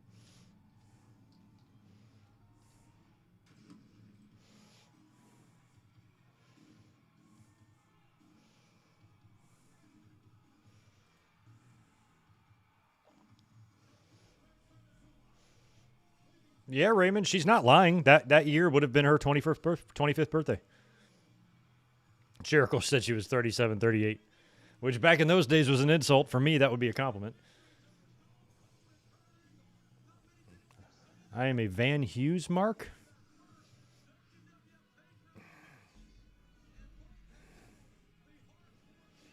Right on. You cheery. I'm a September baby too. If you're late September, earlier October, that generally means your parents boned on New Year's Eve. And you're pretty close to that on the 16th. You're welcome.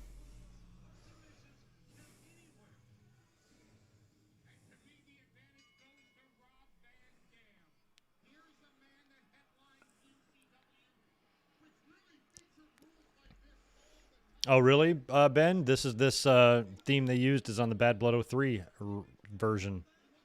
Or on that show. This version is used on that show. Their theme music is so all over the place with these shows, man. It's ridiculous. RVD and Jericho had some okay battles, but they had a little bit of heat, too. You got to remember, these guys were really jockeying for, like, the same spot in the company around this time. Jericho would get there first. He was about to be champion in about 2 months. But they were similar styles.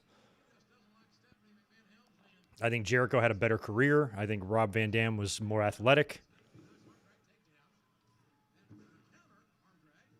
I think Jericho had a slightly better grasp on psychology than Rob, but Rob was physically and athletically a touch more impressive than Jericho, in my somewhat educated opinion.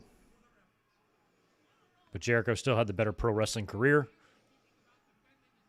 Rob Van Dam was more of a individual, didn't get into the bullshit and politics. Jericho did a bit.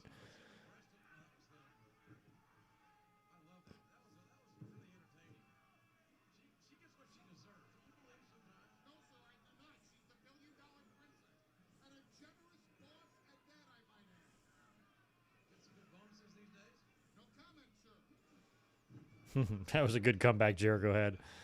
I'm going to be 25. I didn't ask how many men you slept with this week. That was so funny. Like, Stephanie's such a sport. Like, I can't stand Stephanie today. She just annoys me. Like, if she was my boss, I'd go fucking out of my mind. She just has this very condescending, arrogant tone to the way she talks that is an extreme turnoff. It'll make a strap-on go limp. It's just not a good look. But back in those days, you know, she was a trooper, man, for the shit that she would take on the microphone, for the insults that, you know, people would have to call her a whore and a slut right in front of not only her, but her father, her husband, and her mom. And all of this stuff is okay for the sake of good TV. You know, I admire her for that, you know. Vince was like that, too. They'd go out there and be like, just humiliate the fuck out of me. There's no boundaries. Just do whatever, say whatever, point out my most disgusting flaw and tell everybody about it. That's the way they were. And Stephanie was like that too. That's right. Jericho would briefly win that WCW title from The Rock. That's right. That would be at the next pay-per-view, right, Steven? I remember. I was happy for Jericho. I'm like, wow, he finally won the WCW title. Something he probably should have had. Had political nonsense not gotten in the way.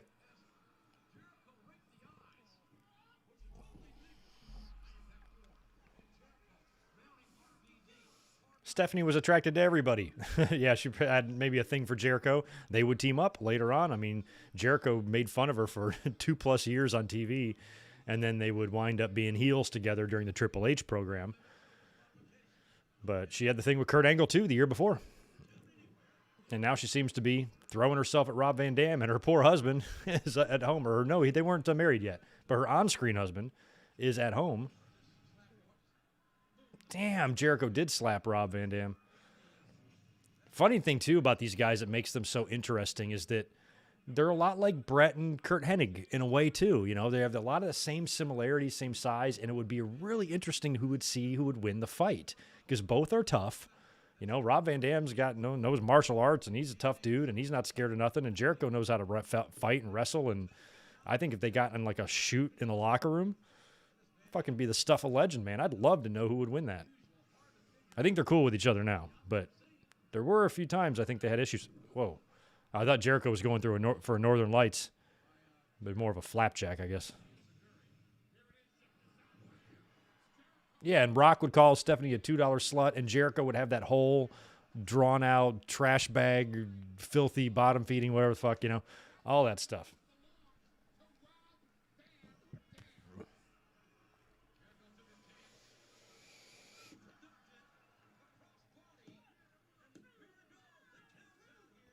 Sean MC, something tells me you would love Hulk Hogan on Twitter. I'm kidding. Austin, Eric Bischoff, the best match? I liked that match because Austin just put his foot up Eric Bischoff's ass, but best match? I don't know. Might be one or two better.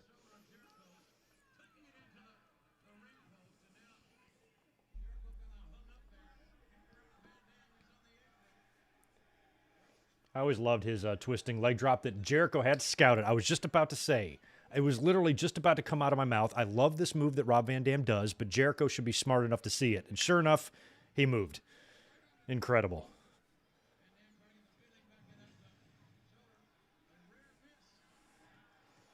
Because Jericho's not dumb, you know? Triple H was always the cerebral assassin, but Jericho's smart, you know? He's always been a very clever wrestler. And he'll stand up for shit that doesn't make sense either. He's like, yo, Rob, I love that movie you do, but everybody gets hit with it. You'd think that somebody of my experience would see this coming, and he did.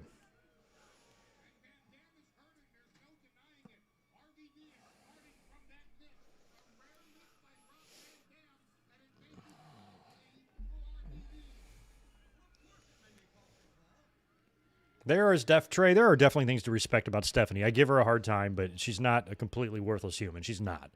But she's lived in a very straight, she doesn't have the same reality that the rest of us have, the way she's brought up and grown up, and who are her parents, and specifically who her father is. And she's, grew up in everything through all of this, and, made questionable decisions, said regrettable things when she was young. You don't have to look any further than her comments on that September 13th SmackDown 2 days after 9/11, and some of the ridiculous shit that came out of her mouth.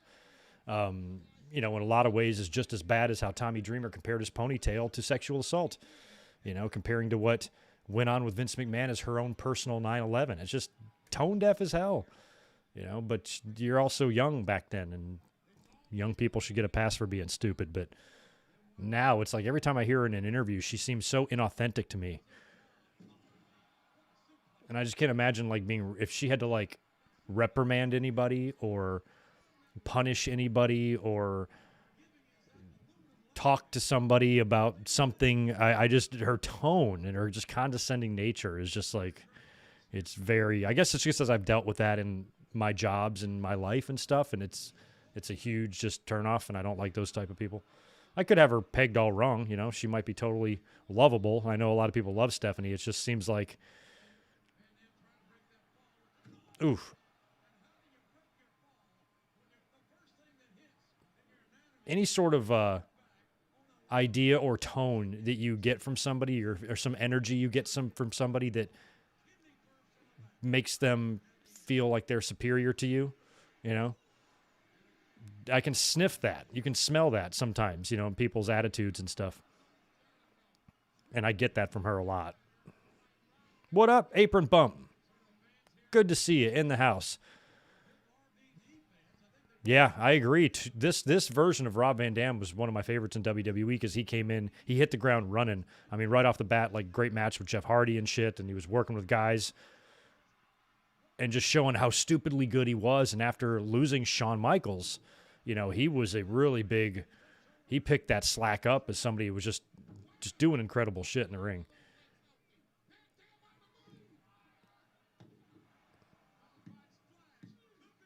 They would hotshot. They would give us that Shawn RVD match as soon as they could. Remember, Shawn came back, won the title, and I think it was a title match on Raw. It was for the world. It was one of Shawn's only title defenses before he dropped the title, and they gave us Shawn and RVD.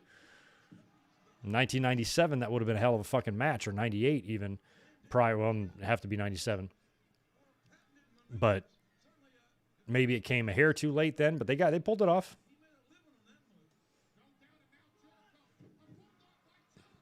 RVD sold Bulldogs like that pretty well.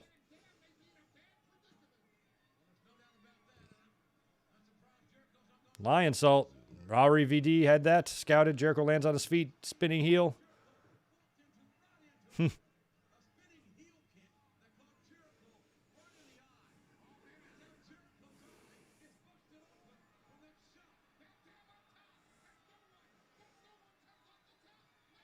Oh. I'd like to see more stuff on Sensational Sherry. Rob missed the 5-star. Jericho rolls him up. Almost. Jericho's busted open on his eye now. Jesus. Jericho and Edge. Took a couple of hard shots there to them eyes.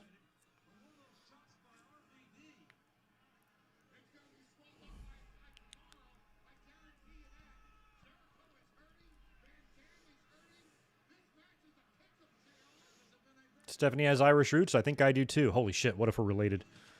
Oh. It looks like Jericho's blading more. No, I guess he's not. He's already busted open. Look at Timmy White checking on Jericho. We're getting down to the end of Timmy's reffing career. I think he'd wrap it up the following year. Always one of my favorites.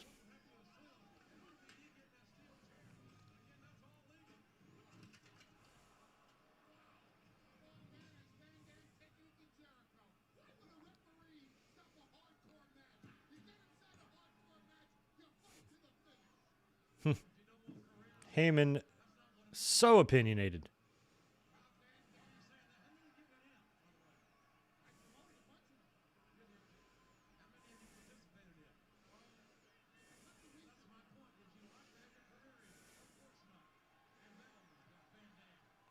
He's got that ladder positioned oddly, but what's he going for here? Jericho's up, bleeding all over. Oh, ladder to the face of Rob Van Dam. Or I'm sorry, chair to the face of. Look at RVD selling it. Did you catch that? That was almost like too stupid. Oh, he's going to do this? He's going for this again now. He put this. I remember he put this on Benoit. I think it was at the Royal Rumble ladder match, one of my favorite ladder matches of all time. Might even be my favorite. Benoit Jericho. That was the right show, right? 01, 2001? I think Jericho put him in that, I think. Oh.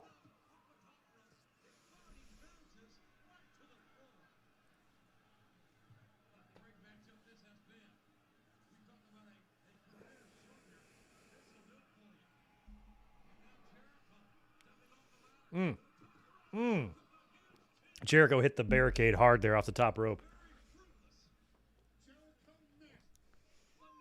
Yeah, I like JR and Heyman too. I liked him even more because of the Alliance and WWF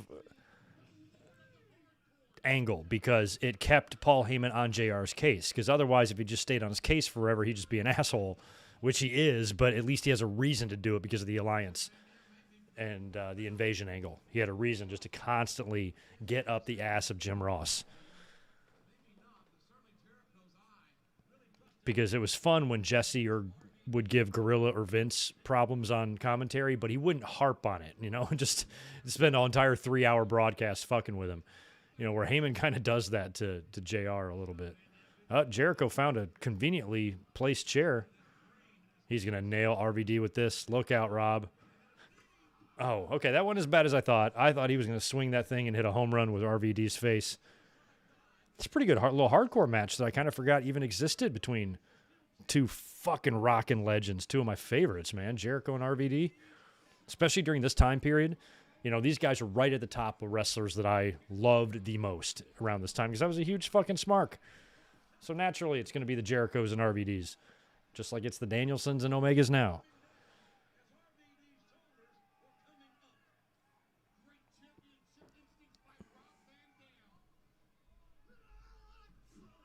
Ugh, that didn't look good. He tried to shoulder post RVD, but he missed completely.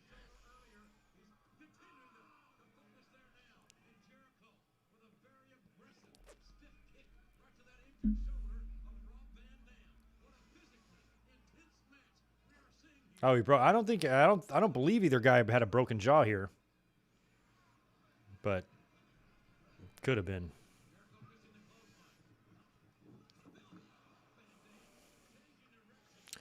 RVD had an excellent ladder match with Christian on Raw in 03. That's one of my favorites. I might have been at that show, AJ. I'm not totally sure, but that rings a bell. I think I might have been there. If that's the Fayetteville show I'm thinking of, I don't recall, though.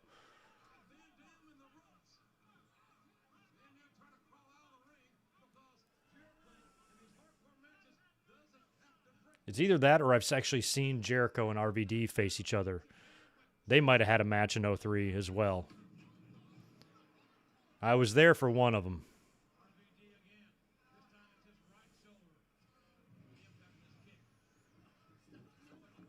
Oh, yeah, I didn't think about that. Gorilla and Bobby didn't do SummerSlam 92. That's right, they didn't. Vince did, didn't he? And Survivor Series 92, was that also Vince?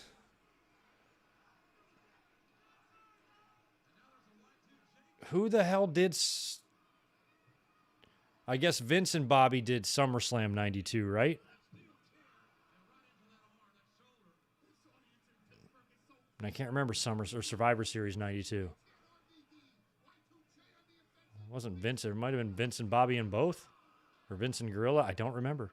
I know Vince and Gorilla did Survivor Series 94. Here comes Stephanie.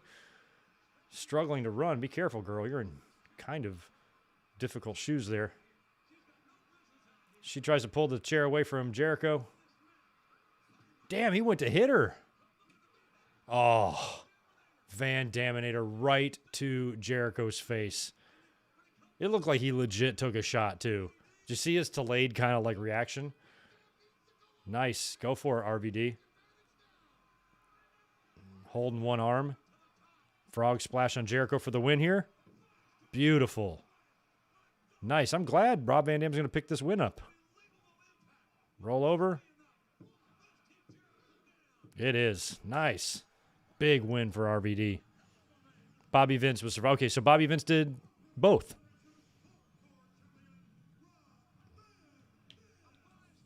Yeah, I don't know why they weren't having Gorilla around. He did Mania 8, so why not the others? I don't recall. Nope, Kyle. Royal Rumble's the only big pay-per-view that I'm missing. I've never been to one.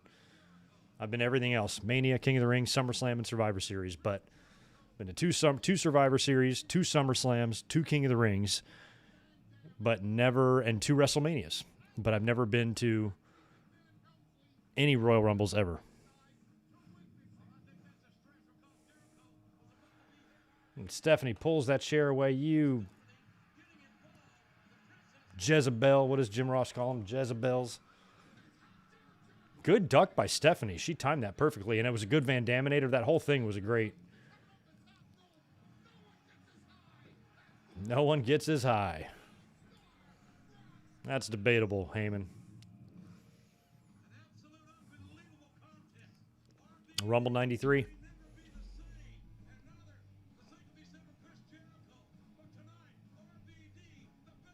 Yeah, they didn't work any of the 93 stuff before. Well, did they work, though? Oh, I guess not. They didn't work Survivor Series, right? I remember them. That was the year that Gorilla kicked them out, but I think Gorilla might have been doing that radio thing or something. I remember there being a deal where Gorilla was at ringside looking at Heenan like, you better not fuck with me or I'm going to whoop your ass. And then the next night on Raw, he tossed him out. So we're back to these guys again. This little pep talk between Shane and Booker. Shane O'Mac, the WCW champion. Oh yeah, first time. So he's going to go after the title. They're going to screw each other.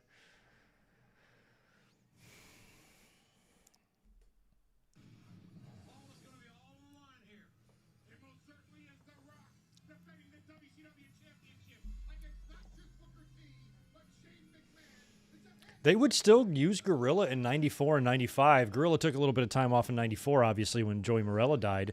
But he would do occasional pay-per-views. I know he did Survivor Series that year.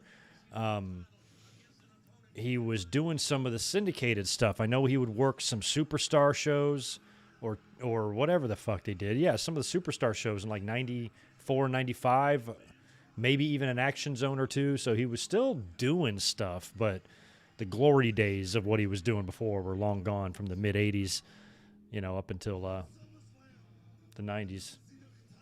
And then he'd come in as the commissioner or the president for a little bit. All right, we're getting the video recap package of everything going down between Booker and The Rock.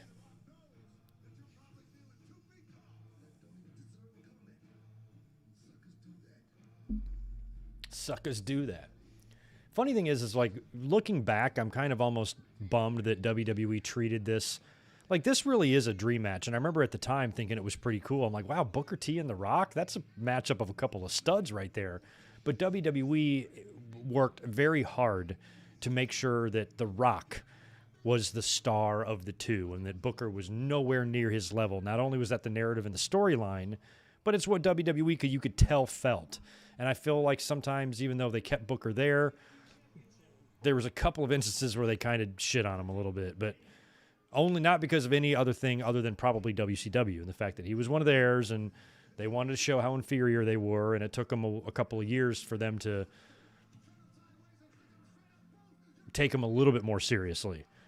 Because, I mean, even at the end of the year, he's getting his ass destroyed by Austin in the grocery store. And then they would start taking him seriously a couple years later. He'd get the title shot against Triple H, but then even lose that. But he stayed there and put up with all of it. And was able to get over all those obstacles to become a Hall of Famer anyway, despite WWE. And that's pretty incredible.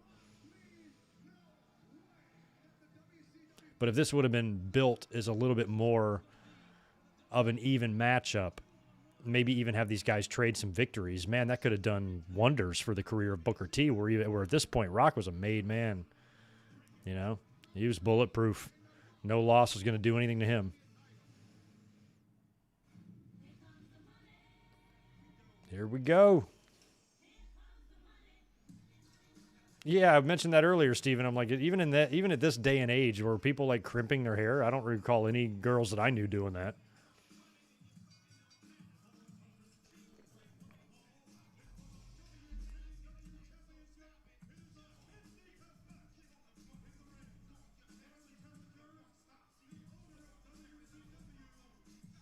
Shane, the way he gyrates is just so awful.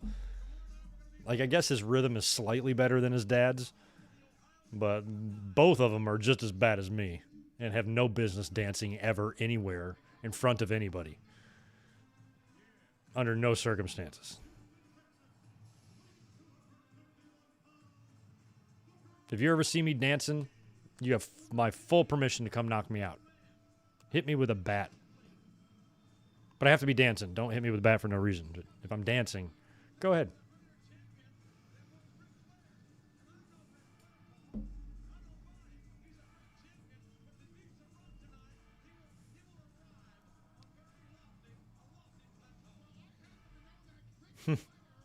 I should be on a bottle of hot sauce.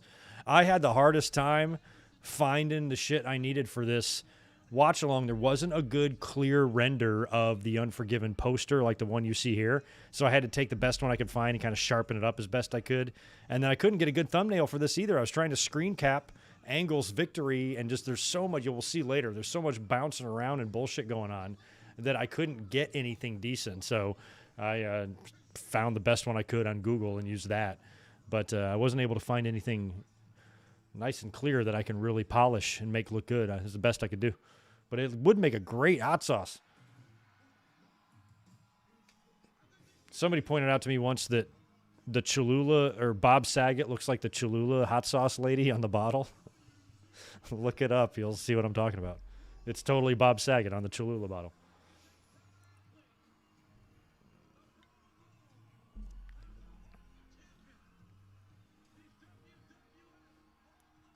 He's WWF all the way with the WCW title. This shit was getting so convoluted and confusing. Alliance guys holding WWE titles and vice versa. Guys jumping ship.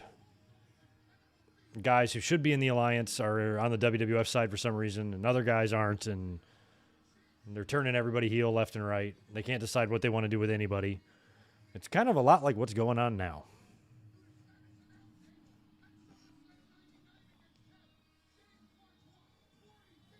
It might not be the right, Barry, that might not be the right, what I found with that is that it might not be the right size.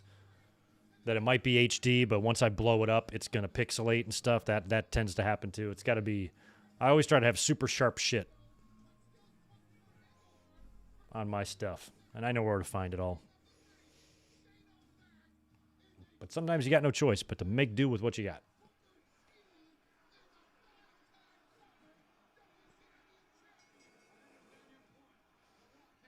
Rocky's got the crowd support. Fucking Nick Patrick, are you kidding me?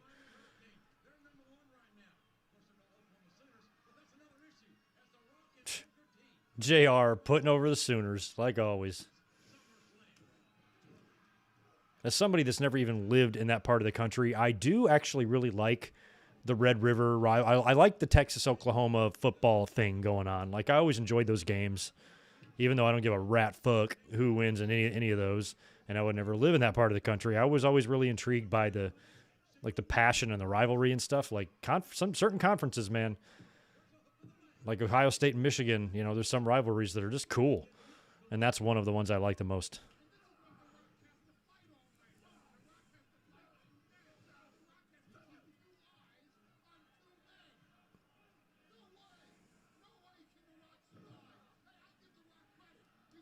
Nick Patrick, stop even trying.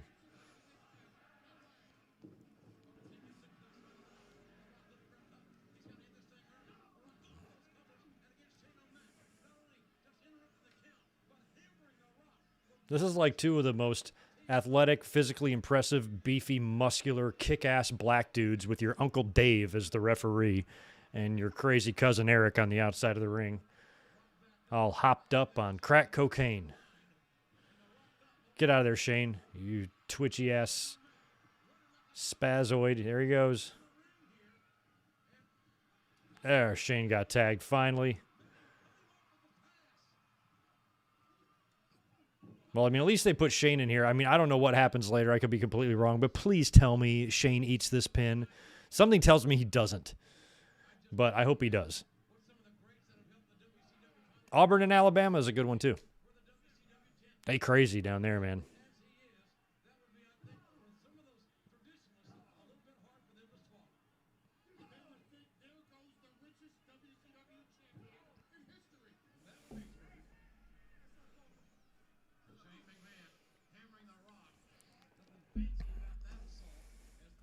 Booker T's tagged back in now. I hate how Jim Ross always said vulnerable. Vulnerable.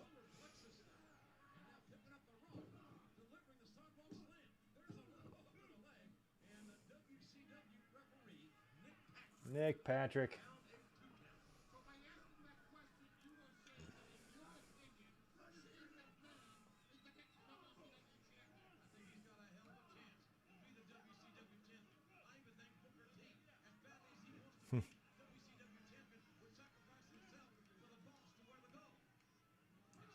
Shane. What did he do? Did he work SummerSlam 2001? I know he worked WrestleMania and King of the Ring. Jesus Christ, that match he had with Angle. I don't recall what the hell he did at SummerSlam 2001. I was at SummerSlam 2000 when he fell off the thing against Blackman. I don't recall what he did previous month, but hopefully he took the pay-per-view off and gave somebody else that payday instead of working every damn big show. You know what, Raymond Frand? I'm surprised he didn't. You know, maybe Vince winning the title, which he did in '99, but Vince winning WWE title might have been a stretch or might have been difficult for fans to take. Maybe Shane would have been easier to swallow because Shane was good. He was a discombobulated, uncoordinated mess just like his dad, but boy, he didn't give a fuck, and he was real good. And he could have some impressive matches. So if they would have done, oh, he just pulled down the Rock there. If they would have given him the belt, especially the WCW belt, because it's a WCW belt, who cares? It's not like it's a, disgrace to the title because WWE is going to disgrace that title enough as it is.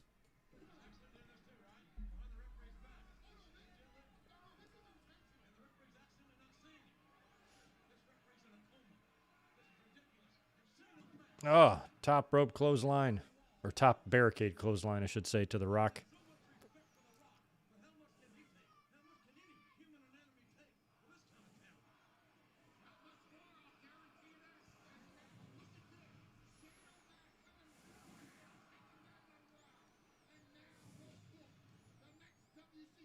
Yeah, he did have the knee problems and stuff. Timu, good to see you. I still think he was perfectly capable of being a massive star in WWE with the skill set and athleticism he had here. He was real good there, but now, I think he was, when you're a veteran, your style does tend to change as it is anyway. But if he would have still had that, the funny thing is the way WWE was booking and viewing Booker T was my point. So even if he had those great and healthy knees and he had the athleticism that he did have in 97 and 98, I don't think it would have changed the way WWE books him. they were still hell-bent on making sure that everybody knew The Rock was head and shoulders above Booker T in every single possible category imaginable.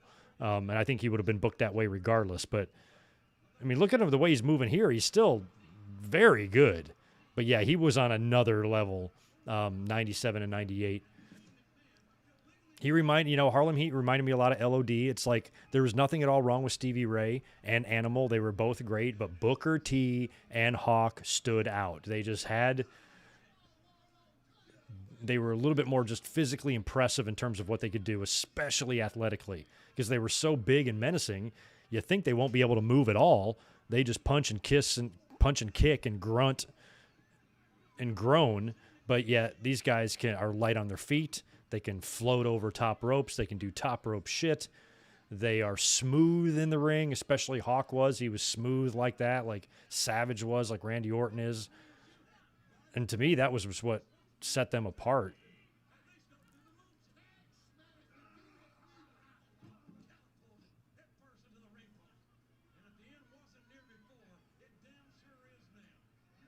Oh, cool, Barry.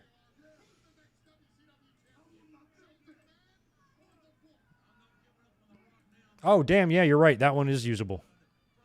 Well, I don't go to the WWE Network. Unless you got it from Peacock. Let me pull that up. Let me save it and pull it up over here and see how it looks. Oh, yeah, that would have been much better, wouldn't it? Yep. Well, you found one for me. Ooh, look how good that looks. Look at the book.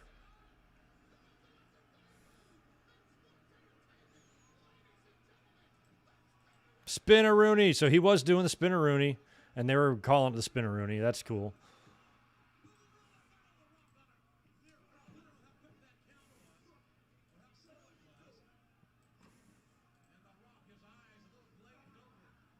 Out goes The Rock.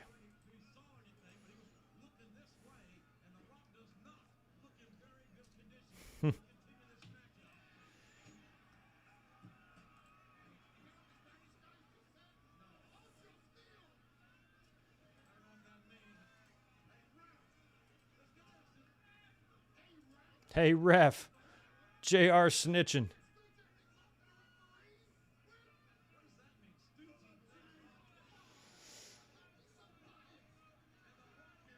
Jay Lambo, you wonder how the original VHS footage of this and turned into digital format? I am a pro at doing that. I did that with my entire VHS collection.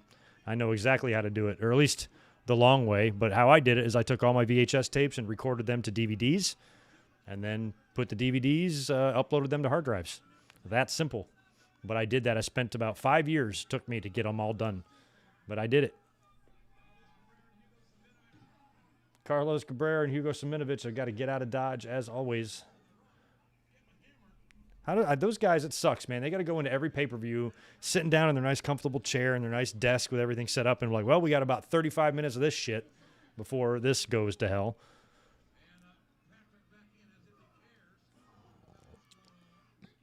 Oh, yeah, Rock had a decent Spinaroonie. Nobody could do a Spinaroonie.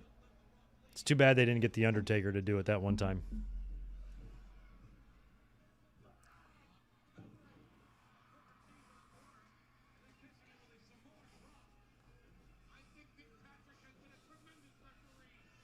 Of course you think Nick Patrick is tremendous. Paul Heyman.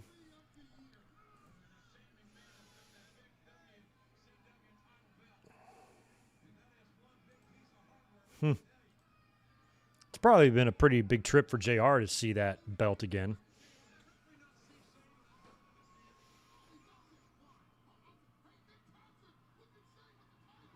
Boom. Title belt to the face of Booker. Shane.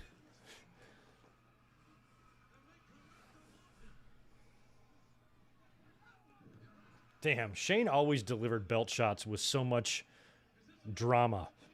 He would launch himself belt first into the face of whoever he was going after. He did it great. A lot of guys do shitty belt shots, and they're just trying to protect the dudes, I understand, but Shane understood.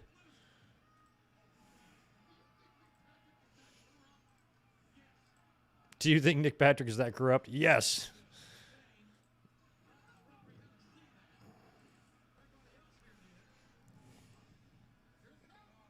Here it comes.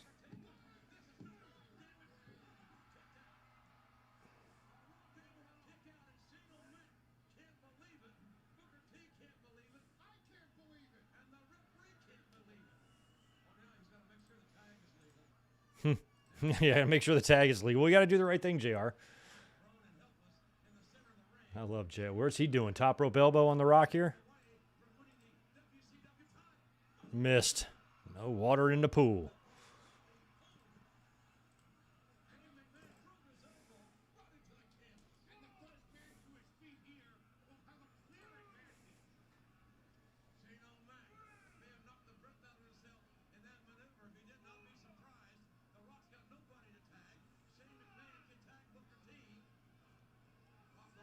Tag is made.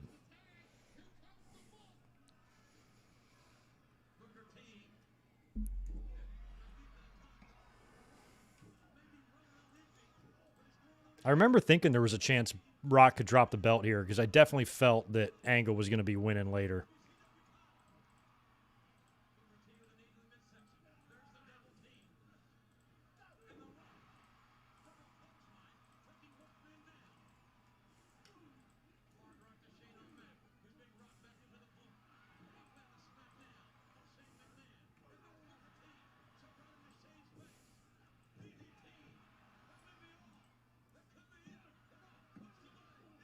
I always hated the way Nick Patrick counted to 3. We mentioned this when we did the Great American Bash.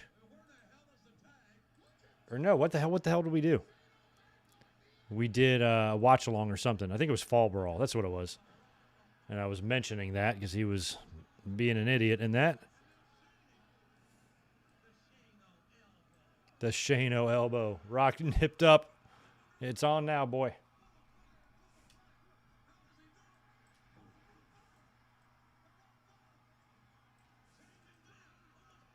Oh, spine buster to Booker.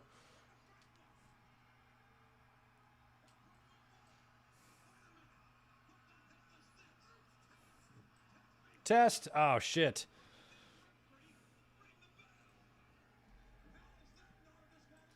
Oh, yeah, they don't want to DQ him. Oh, see, that's a good-looking big boot right there. Test looked like a beast. Who's coming after him? Oh, shit. A running Bradshaw with a steel pipe. Yeah, I would want to be in a different state. If a 2001 long-haired Bradshaw starts running towards you with a metal or lead weapon, be somewhere else.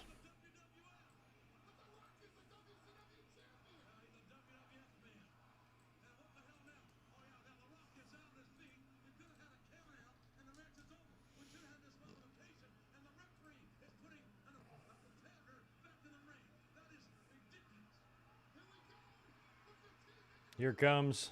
Nope. No, WWF referee. Who's that, Kyoto? That's Kyoto.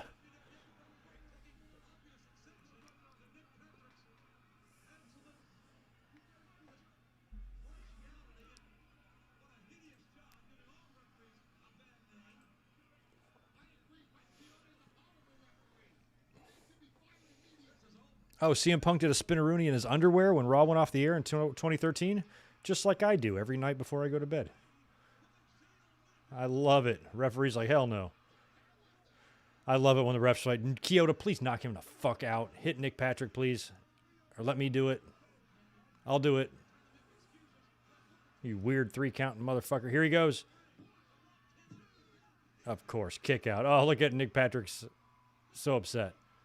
Like, if these referees are... Oh, here comes Kyoto with a big charge. There they go. Like, if these referees are willing to bend every rule, why won't they just bend the rule of, oh, and then Kyoto gets taken out? Why won't they just count somebody's shoulders down when they're not down? Like, if nothing else matters, why does that matter? Why do they have to stop the count if Rock kicks out? Like, you're a dirty, corrupt fucking referee. Just keep counting. I always thought that made no sense. Rock bottom's way out of this. I guess my hope of Shane taking the pin might not come to life here, although there's no ref to count this. Here comes somebody. Who's running? Earl? It's Earl. That's it. See, they even had the opportunity to have Shane eat the pin, And they didn't. Rock retains. All right, here, let me open this up. I got a surprise for Barry here. I was working on something. Let's see if this is better, Barry. All right, we're going to do this. Let me get this right. I know the timer briefly went away, but it'll be back. We're going to move it down here. There we go. So this is the new one. Oh, no, that's not the new one.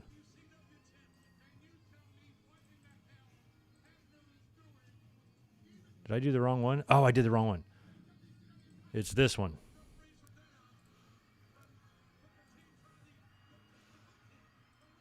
Okay, Barry, here you go. This is what you want.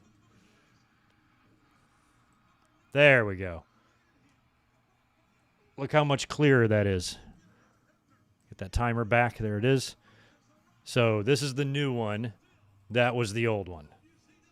So I guess this one looks slightly better. Don't you think? There we go. So I fixed it for Barry since he found us a better one. Guess I can turn this one off. I just want to make sure I don't accidentally stop that timer. All right, we're good. So there's our new Unforgiven poster that's a little crisper and clearer as The Rock celebrates with the audience.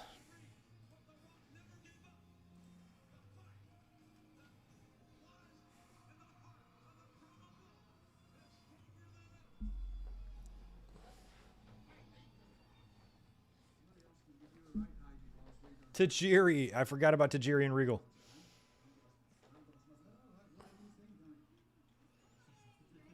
Yeah, bumped up to 4K now finally. Jeez. Tori Wilson. Don't ban outside parties, especially her. Please. They're going, please, please.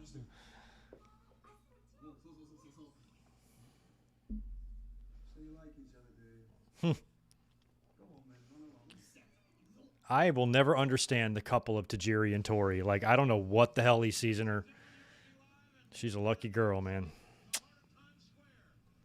There's a really good looking poster. Ew, who's that guy? Stacy, do me next. Me next.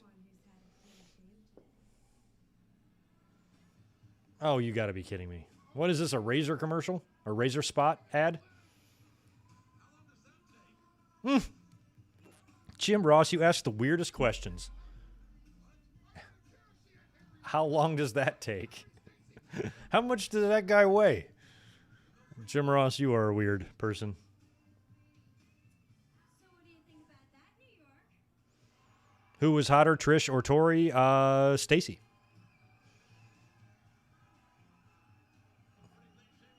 So wait, they're playing the I Know You Want Me thing for her? Did you hear that? That was Sonny's song. Guess they forgot Sonny existed. Here comes Rhino. Look at Rhino was still beefy back then, but he looks in very young, good shape back then.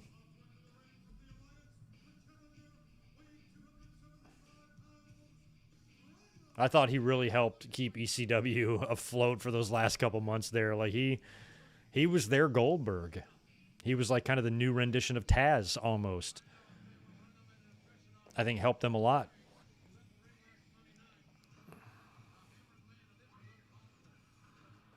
Oh my God, Gore to Tajiri on the floor. Gore on the floor.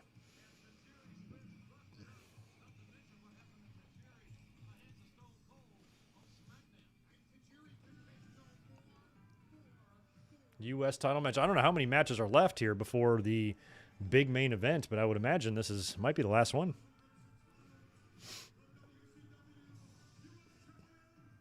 Tori is just incredible. Her outfit, the colors on her outfit are striking some sort of memory for me. What the hell does that remind me of? I'm a bit distracted by more than just the colors, but the colors are standing out to me because they remind me of something and I can't think of what the hell it is. Maybe kind of the new NXT sort of, but that's not it.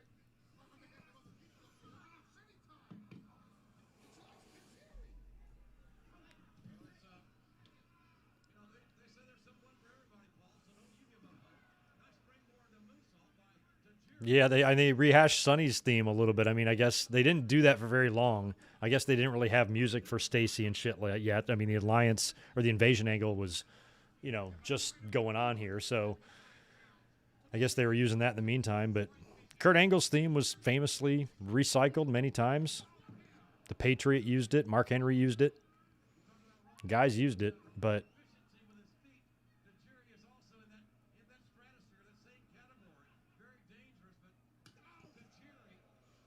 now we got a commercial on the game. I have no idea the score up there.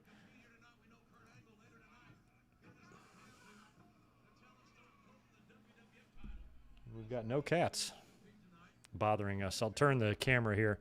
If you look behind me on the couch, as I turn it, you'll see him sleeping right there. He's just chilling. And the other one's in the closet. So I guess we will not be visited by any kitties this evening. They're chilling.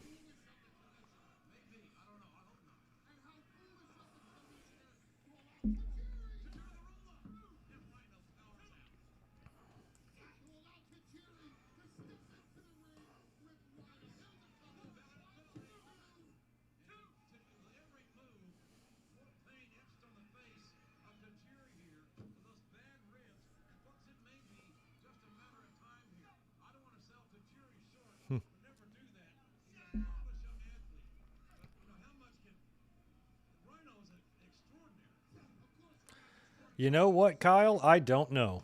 That is a good question with NXT changing and revamping the brand, if that's going to spill over into some of the traditions that they have been doing. And if they're trying to be more of a fan-friendly, brighter-colored beefcake show, I don't know if War Games matches are even necessary, which is sad because they were awesome in NXT. So we'll find out pretty soon. I'm sure some of our favorite journalists out there will be on the case soon enough. We'll find out something. But, yeah, I guess that's kind of up in the air. I wouldn't guarantee that they're going to do it, because they're never going to be able to recapture how good those matches were in previous takeovers. There's just no way. So I kind of think they shouldn't do it. They're never going to do a better one than the ones they've already had with the men or the women. The women have a chance, actually, but the men, hopeless. There's no way any of that talent there, with this new revamped look that is, can pull off what they've pulled off in the past with those sellout crowds, kind of thing. Now it's just a sellout performance center. Tori, you better get out of there, girl. You got a crazy Rhino after you, and you're running in silver heels. Oh, I really feel bad for Tori. Oh, don't gore her. Oh, Tajiri's going to take the bullet. Oh, no, he's kicked him. All right, phew. I was like, I don't think I can handle Tori being gored. Unless it's by... Never mind. Shut up. Oh.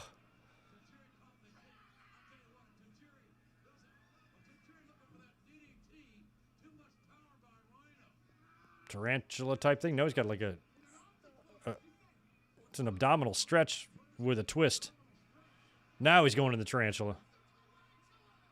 It's the tarantula. Oh, man, Rhino's too heavy for it. Oh. Rhino's too heavy for that. Well, see, Jim Ross played it all. It was the ribs. The ribs was hurting him too badly, so that's why.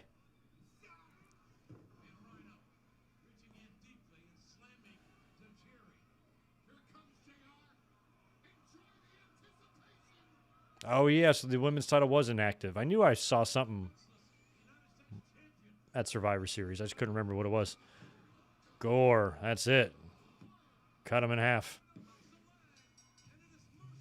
Well, that was a pretty quick match. What'd that go, 4 minutes?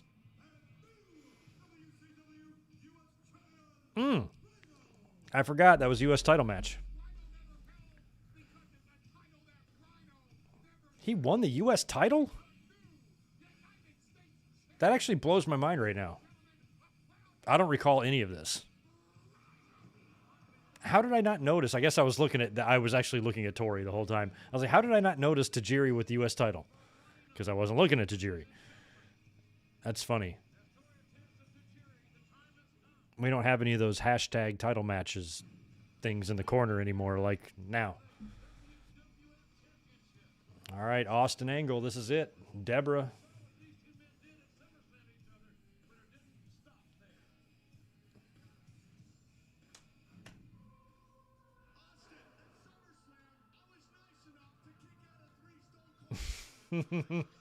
At SummerSlam, I was nice enough to kick out of 3 Stone Cold Stunners. Even as a babyface, Kurt Angle was a goofy, delusional fucker. I love him. You couldn't beat your Olympic hero. Oh, he's so great. This might have been my favorite version of Kurt Angle. Like, I loved him here. I was nice enough. Supply them with some good, wholesome milk. Imagine how bad that reeked. Oh, my God. Fucking stinky-ass milk. I hate milk. It's one of my least favorite food items to consume. I want nothing to do with milk ever. It's nasty. I don't like the taste. It's, and this motherfucker's spraying it on people. Milkomania. You said I never had one of these. He loved throwing shit off bridges.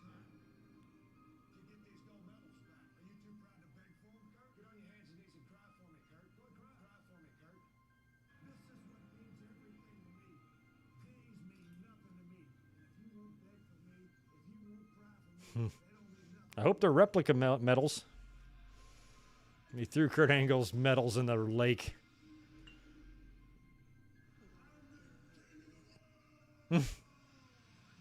Oh, that was awesome. I like the one. Oh, this is it, isn't it? I was like, I like the one where Austin like cries when he's like held hostage. This is it. He threatens to throw him off the edge. I'm going to do the same thing to you did to my gold medals.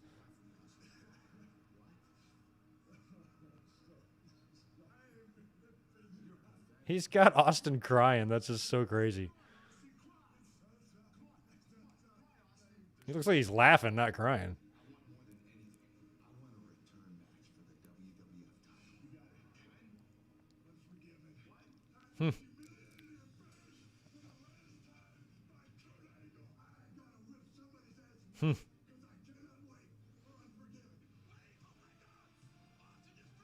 Austin's so mad. I mean, the funny thing is he did a good job being a heel. Made no sense why he'd join the Alliance, but he had to join the Alliance if they wanted to keep him heel, which is why he joined the Alliance. But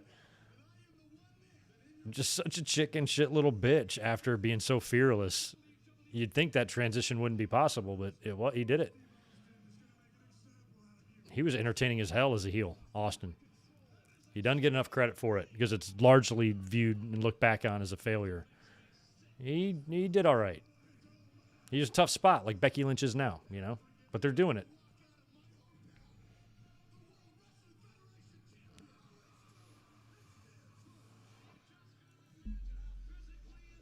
I love that shot of Angle with that one right there with the blood and the ankle lock from SummerSlam. Great shit.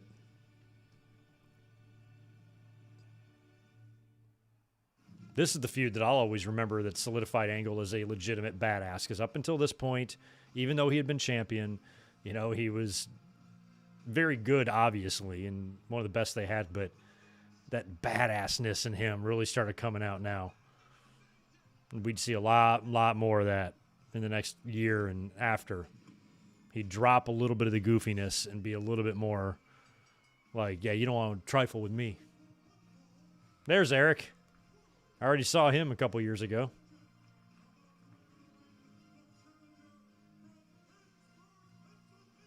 I always like these tights on Kurt, too.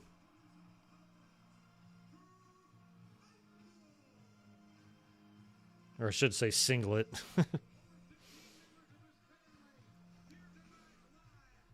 Steven, this was kind of the end of the feud. They would do a return on Raw where Austin would win the belt back, and then Angle would inexplicably go heel and join the Alliance. And by the time they got to the night after Survivor Series, this whole situation here is reversed.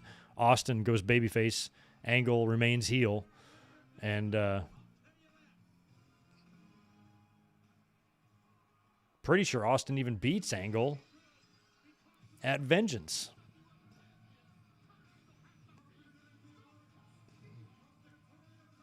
Look at Angle coming right after him.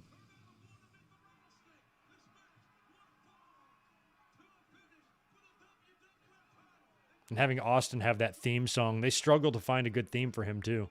They kept the Disturbed one at first. Then they kind of moved into like a slower version of his original theme. And then into this one, which I guess I like this one the best when it came to his heel themes.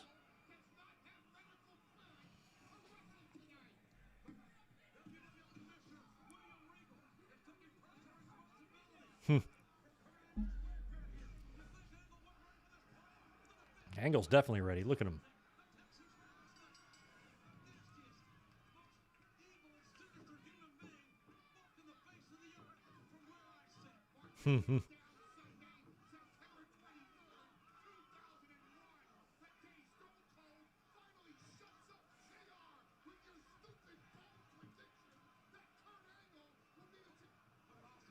Oh, man.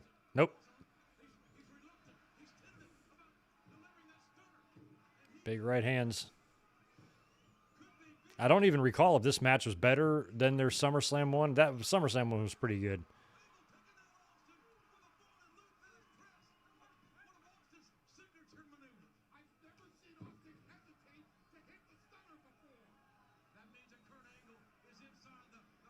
I know. It was weird that they did this only to take. I remember being so disappointed because I was really getting on the Kurt Angle bandwagon around this time. I already thought he was a fucking stud, but this was when I was like, okay, he's going to be for real, man. And I was so happy that he won here. Even though I was bummed that he didn't win at SummerSlam, I loved his performance. I thought that he was doing this type of shit to somebody like Austin was great for his career, and then beating him. And then just 2 weeks later, not only did I have him drop the belt, but then after that, he turns heel. It's like, what? God, the booking just was horrendous during the Invasion angle. And it robbed us, I think, of, a couple of moments that would have been a lot better.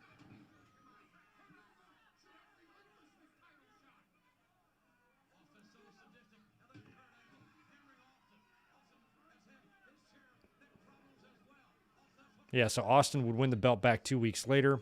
They would do the Survivor Series deal. Austin would then go babyface, and then at Vengeance, I believe it was Austin and Angle for the WWE title. Austin retained to face the winner of Jericho and Rock for the WCW title, which Rock won. Or no, which Jericho won, excuse me, duh. And then Austin and Jericho in the main event, with Jericho winning the Undisputed title and beating Austin and Rock in the same night.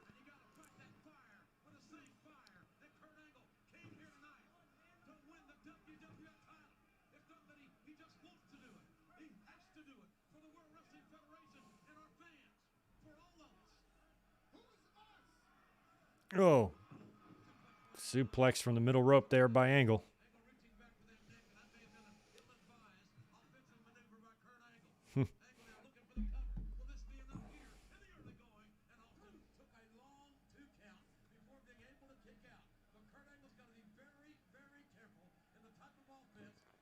Yes, he does. Well, cool. Let me open one more cold one before this match ends.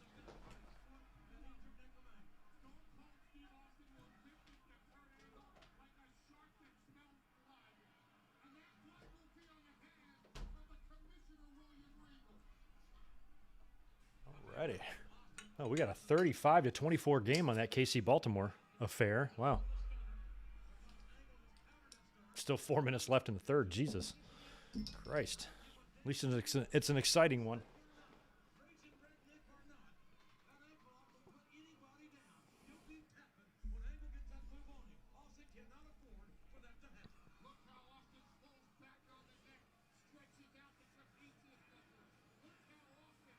Oh, JR calling Austin matches is always the best.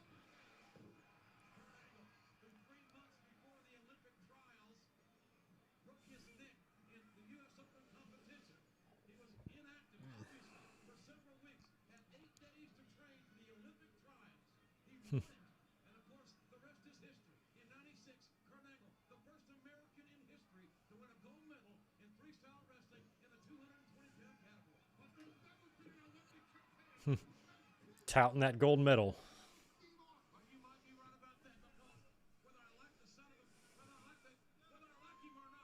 Jim Ross choosing his words carefully with Austin literally right in front of him.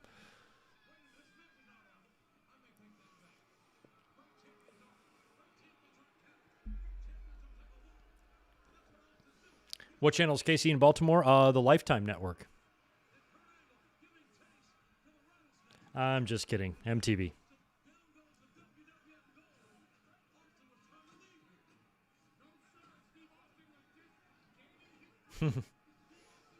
You're used to Kurt Angle being bald? Yeah, tell me about it.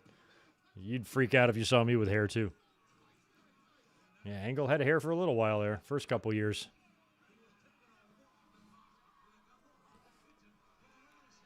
Austin, be careful not to tear off the fabric concealing what's underneath the ramp there. There's no telling.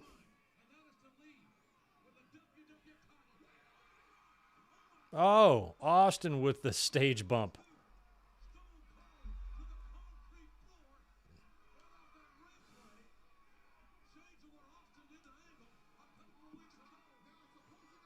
It's got kind of reminiscent of Over the Edge in '98 when Austin and Foley had the battle and they were all up there and bumping off the cars that were on the set and shit. So I miss original sets. It's because you could do shit with it.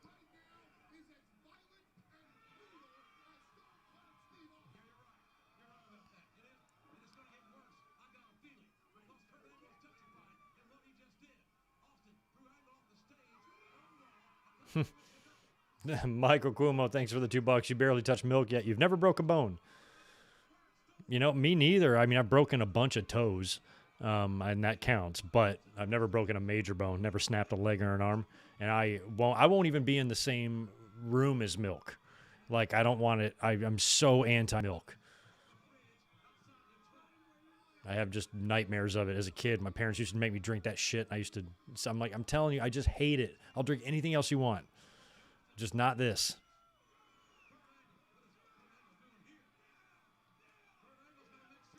So give me some ice cream. Give me some cheese. Give me anything that has calcium in it. Give me a calcium pill. I don't give a fuck. Just keep this shit out of my mouth. Damn, that's not easy to do. I mean, Austin is very heavy. He's like a big piece of lead. A 265-pound soft, fleshy piece of lead.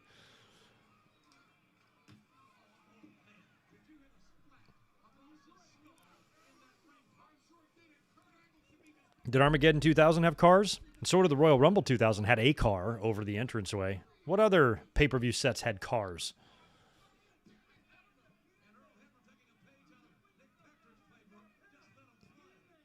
Get in there.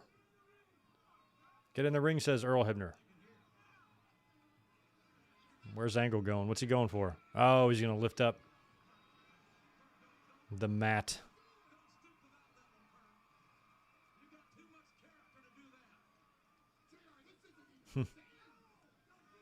I wonder how many layers are there until you get down to. So what time of year this would have been?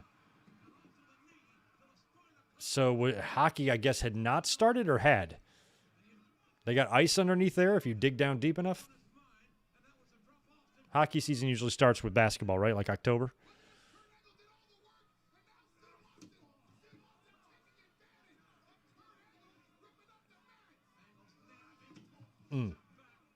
Have any of you guys ever sat directly behind the announcers at a show? I've sat pretty close.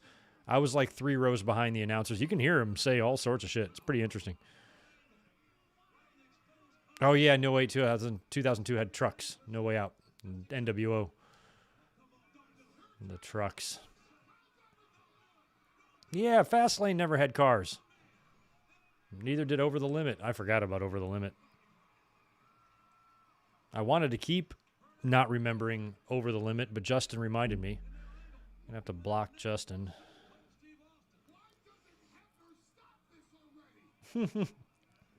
Why doesn't Hebner stop this already? Well, then Kurt Angle would be the champion, would he not? Yeah, so I just don't recall, Michael, at this time, if there was some hockey going on. Probably some preseason shit, so there's probably some ice underneath there where they're battling right now. That's some incredible shit. Arenas that have teams, basketball and hockey teams, the way they can play a basketball game on top of the ice, like, just blows my mind. I remember the Pistons used to do that back in the day with the Red Wings, and they would sometimes have issues with condensation from the ice getting on the floor and making it slippery, and I remember that being a big story. We've probably perfected that technology by now. I think Boston Garden had that problem too with the Celtics and Bruins.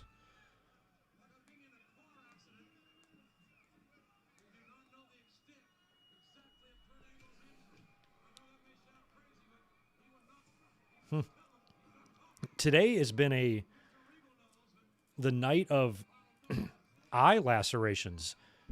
Edge looked like he got a little gaffed on his eye, so did Jericho, and then I don't know what's going on with Austin, but his shit looks eye-related as well. As Angle gets dropped on the announce table. Abdomen first. Kurt Angle also had that singlet that had like the ab muscles on it, which is kind of funny.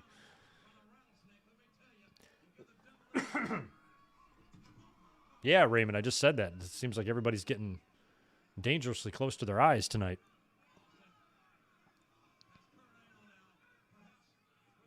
Look at Hugo. Get out of the way, Hugo Simonovich.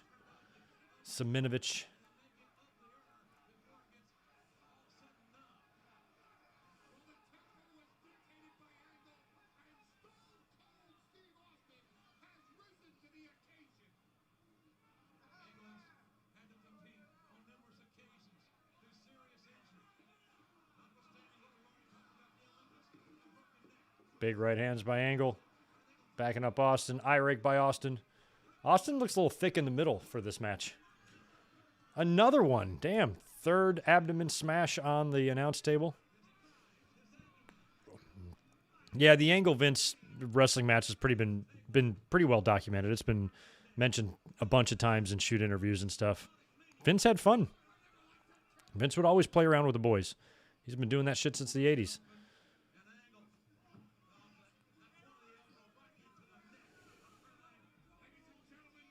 Hugo's son of a bitch. It reminds me of back in the day, back before internet and, 24-hour news networks, like what eventually became CNN. Or I guess I used to watch headline news back in the day, like in the 80s. And I remember it was always 10 till and 20 after the hour would be a little, like, 2-minute sports bit where they would just run through all the scores and mention any big news. Like, they do it in about 2 minutes. And it was always 10 till and 20 after. And the guy that did it was Jerome Jurinovich. Or something like that. He's like, I'm Jerome Jurinovich, headline sports. And they would run through, and that's like, so if I wanted to know any scores, who was winning games, anything like that, I would have to wait 30 minutes, basically, no matter what time it was. And it would be 10 till and 20 after on headline news. Yeah, headline news, back in like the 80s. Jerome Jurinovich. I think he's related to Hugo, son of a bitch. They're cousins. Yeah, if you're close enough, I think sitting by the announcers is an excellent place to be. But I'm not a really big fan of the floor seats unless I'm really close.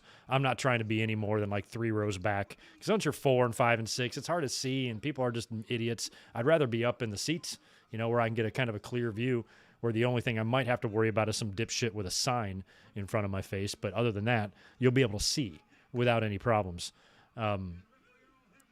So if I'm not like ringside, I'd rather be up one level. Like I was for SummerSlam. I loved my SummerSlam seats. They were perfect. Damn. There's that girl. She was in the thumbnail of this. Flipping off Austin. Sister. Or that might have been Karen. Or not. Yeah, Karen Angle. Isn't that her name? Unfortunate name. What was Angle's name that he did the shit with Jarrett? Karen Angle. That is her in the white. I didn't even put that together. That was Karen Angle. It's got to be.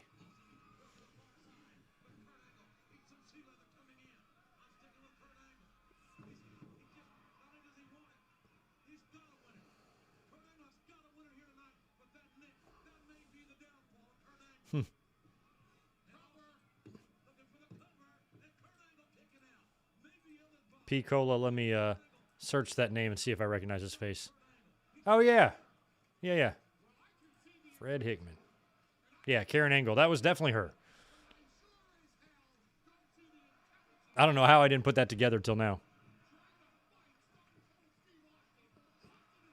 It's like, so Karen, you like country music? Do you like being with your baby tonight? Do those things appeal to you? Then I got someone I'd like you to meet. Nobody knows where he is right now. Vince fired him on TV. But once we find him, we'll set you guys up.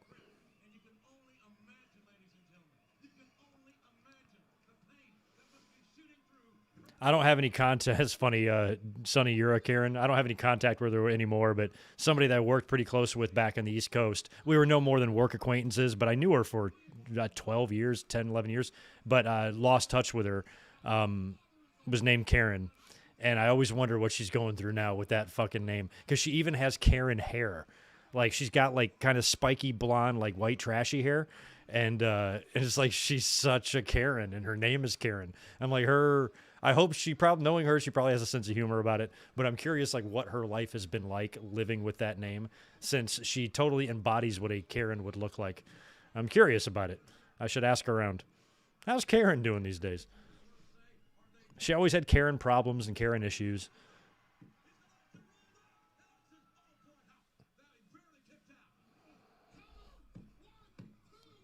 Karen, if you're watching, I hope all is well.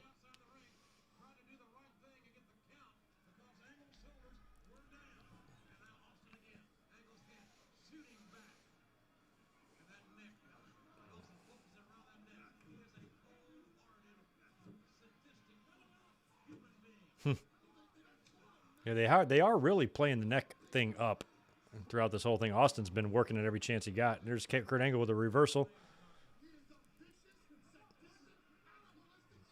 I was about to say, Angle, spin out of that. They are just trading.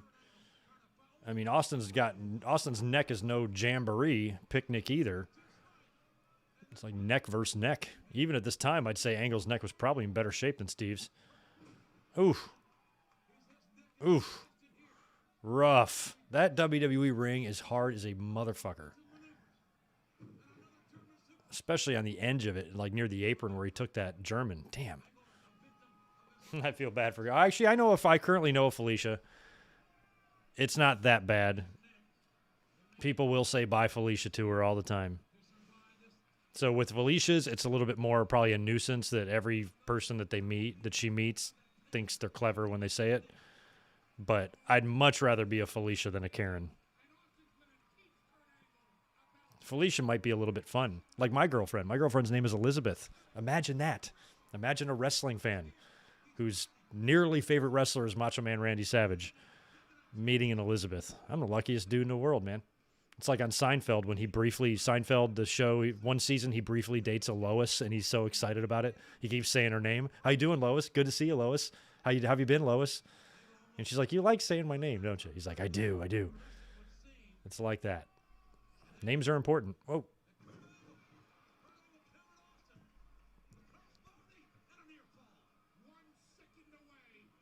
I love Paul Heyman and his 1 second away calls. Classic. That's a classic Heyman thing. That one dude with the big gold replica is shining some reflective light into the hard cam. They need to shut him down.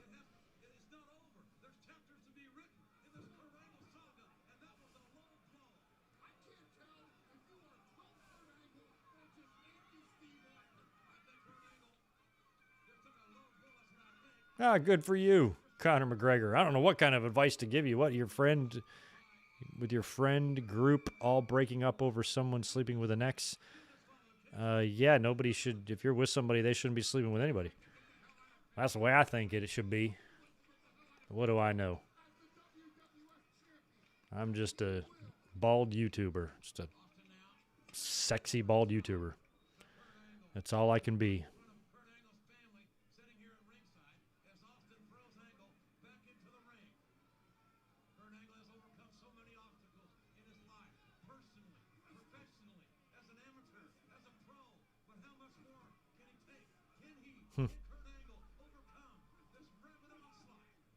Yeah, we just talked about that, how it is kind of a cool neck versus neck thing. But I think in a lot of ways, Austin's neck technically is probably, from a physical sense, in worse shape than Angle's. Angle should be going after his neck. I'm going to target your neck, Austin. You're the one with a surgically repaired job going on over there. Earl, yeah, when Earl's not having it, you best listen to Earl Hebner. One does not simply disobey Earl Hebner.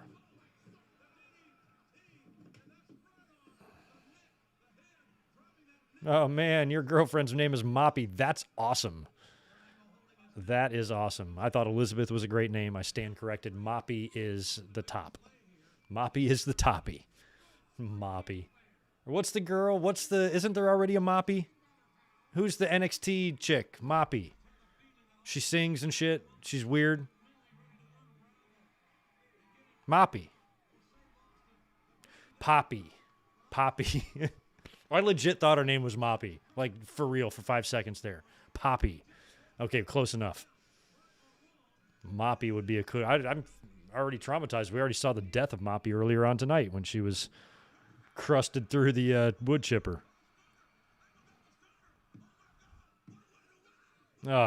Austin kicks out. I got a fantasy football group chat going on that I'm going to ignore. I don't care.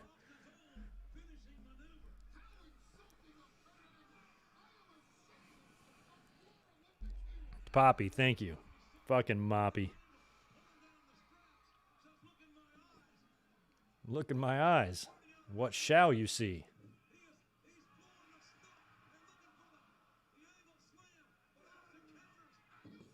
Oh, Austin, that was more of a belly-to-back suplex than an angle slam, but whatevs. You tried. 1, 2.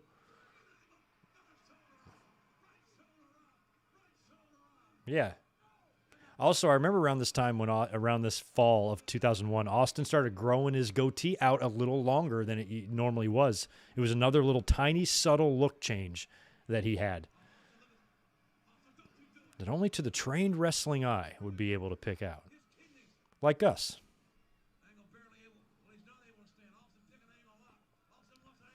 I don't know how takeovers are going to be. That's a really good question. We talked about that with the War Games. I'm even curious if they might consider changing the name, because I'm never going to be able to think of takeovers the same again. You know, if they want to do a full revamp, they should name shit something else, or name takeovers something else. Oh, Austin Slam, I like that. It works. Has just as good a ring to it as Angle Slam does. Pile driver too. Then look at Angle sell that pile driver like he's been in the business for 15 years. Unbelievable.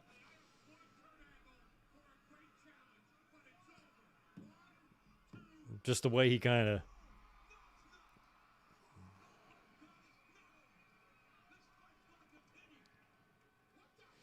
Yeah, Wellington, I'm under the assumption, Rampage is should be taped with Dynamite on Wednesday is what I'm of the understanding. But shit, I could be wrong. I haven't looked into the exact details of that. But yeah, I think it's going to be taped.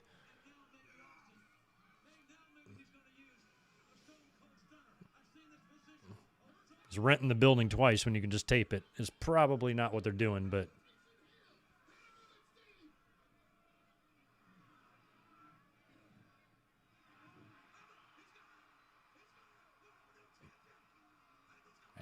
Ankle lock. He's got it. Double birds right into the ankle. And he's tapping like this, like that. Took him no time at all. Help me out. Is that the only tap out of Austin in his entire career?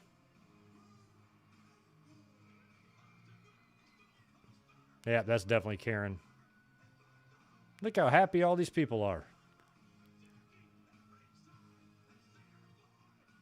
Yeah, help me out. Austin tapping out. I don't think he's ever tapped out to lose a match other than this.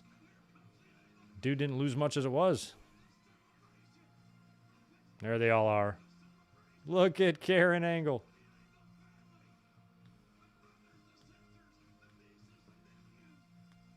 Damn, they're hoisting him up.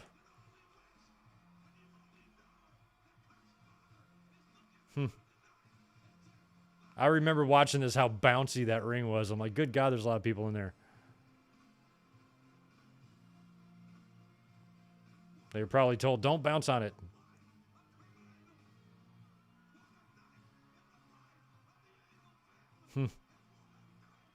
Oh, this is kind of cool. I forgot people come. Rocky's coming. Everybody's coming. This is like when Sting and Luger, or Sting won the title in WCW and Luger won the title in WCW. Awesome handshake from The Rock and Taker. Taker and Kurt had a really cool moment around the Invasion pay-per-view when they fought off the heels, and Taker kind of went over to Kurt, who's laying in the corner, and reached out and helped him up and rubbed him on his head and accepted him. And as bad as the Invasion was, it did have its moments, and that was one that I thought was really cool because it legitimized Kurt too, you know, the endorsement of a legend like that. Damn, look at Edge, all his shit all busted. Good for him. They're all there to celebrate with him.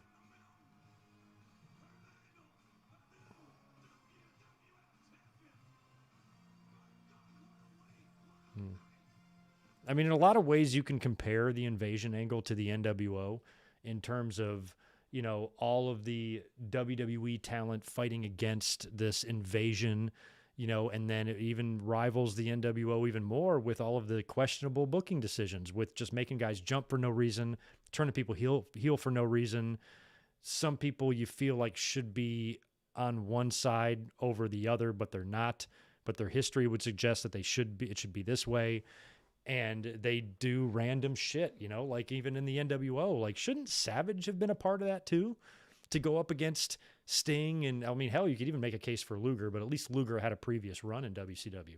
But like Sting and Luger and Steiners and Flair, you know, should have been like Sting, Luger, Flair against Hall, Nash, or Sting, Luger, Flair, and maybe one other against Hall, Nash, Hogan, and Savage or something like that. So the way it was, the two storylines were really similar, is that, like, you know, NWO obviously was better, but it broke down at the end, and they really kind of fucked things up when it could have had a longer shelf life, where the Invasion just never seemed like they had a firm grasp on what the hell they wanted to do and what their end game was, and they just kind of had to plug along and make shit up as they went, and I think the TV and the angle suffered for it. So it was what it was. But that was really fun. These Sunday watch-alongs are always fun. Of course, next week we've got Extreme Rules, which I will not be here for, but we'll talk more about that this week. I'll be up here tomorrow, immediately following Raw for the Raw review, and we will be back up on Wednesday to watch live watch-along of AEW Dynamite from Arthur Ashe, headlined by Kenny Omega and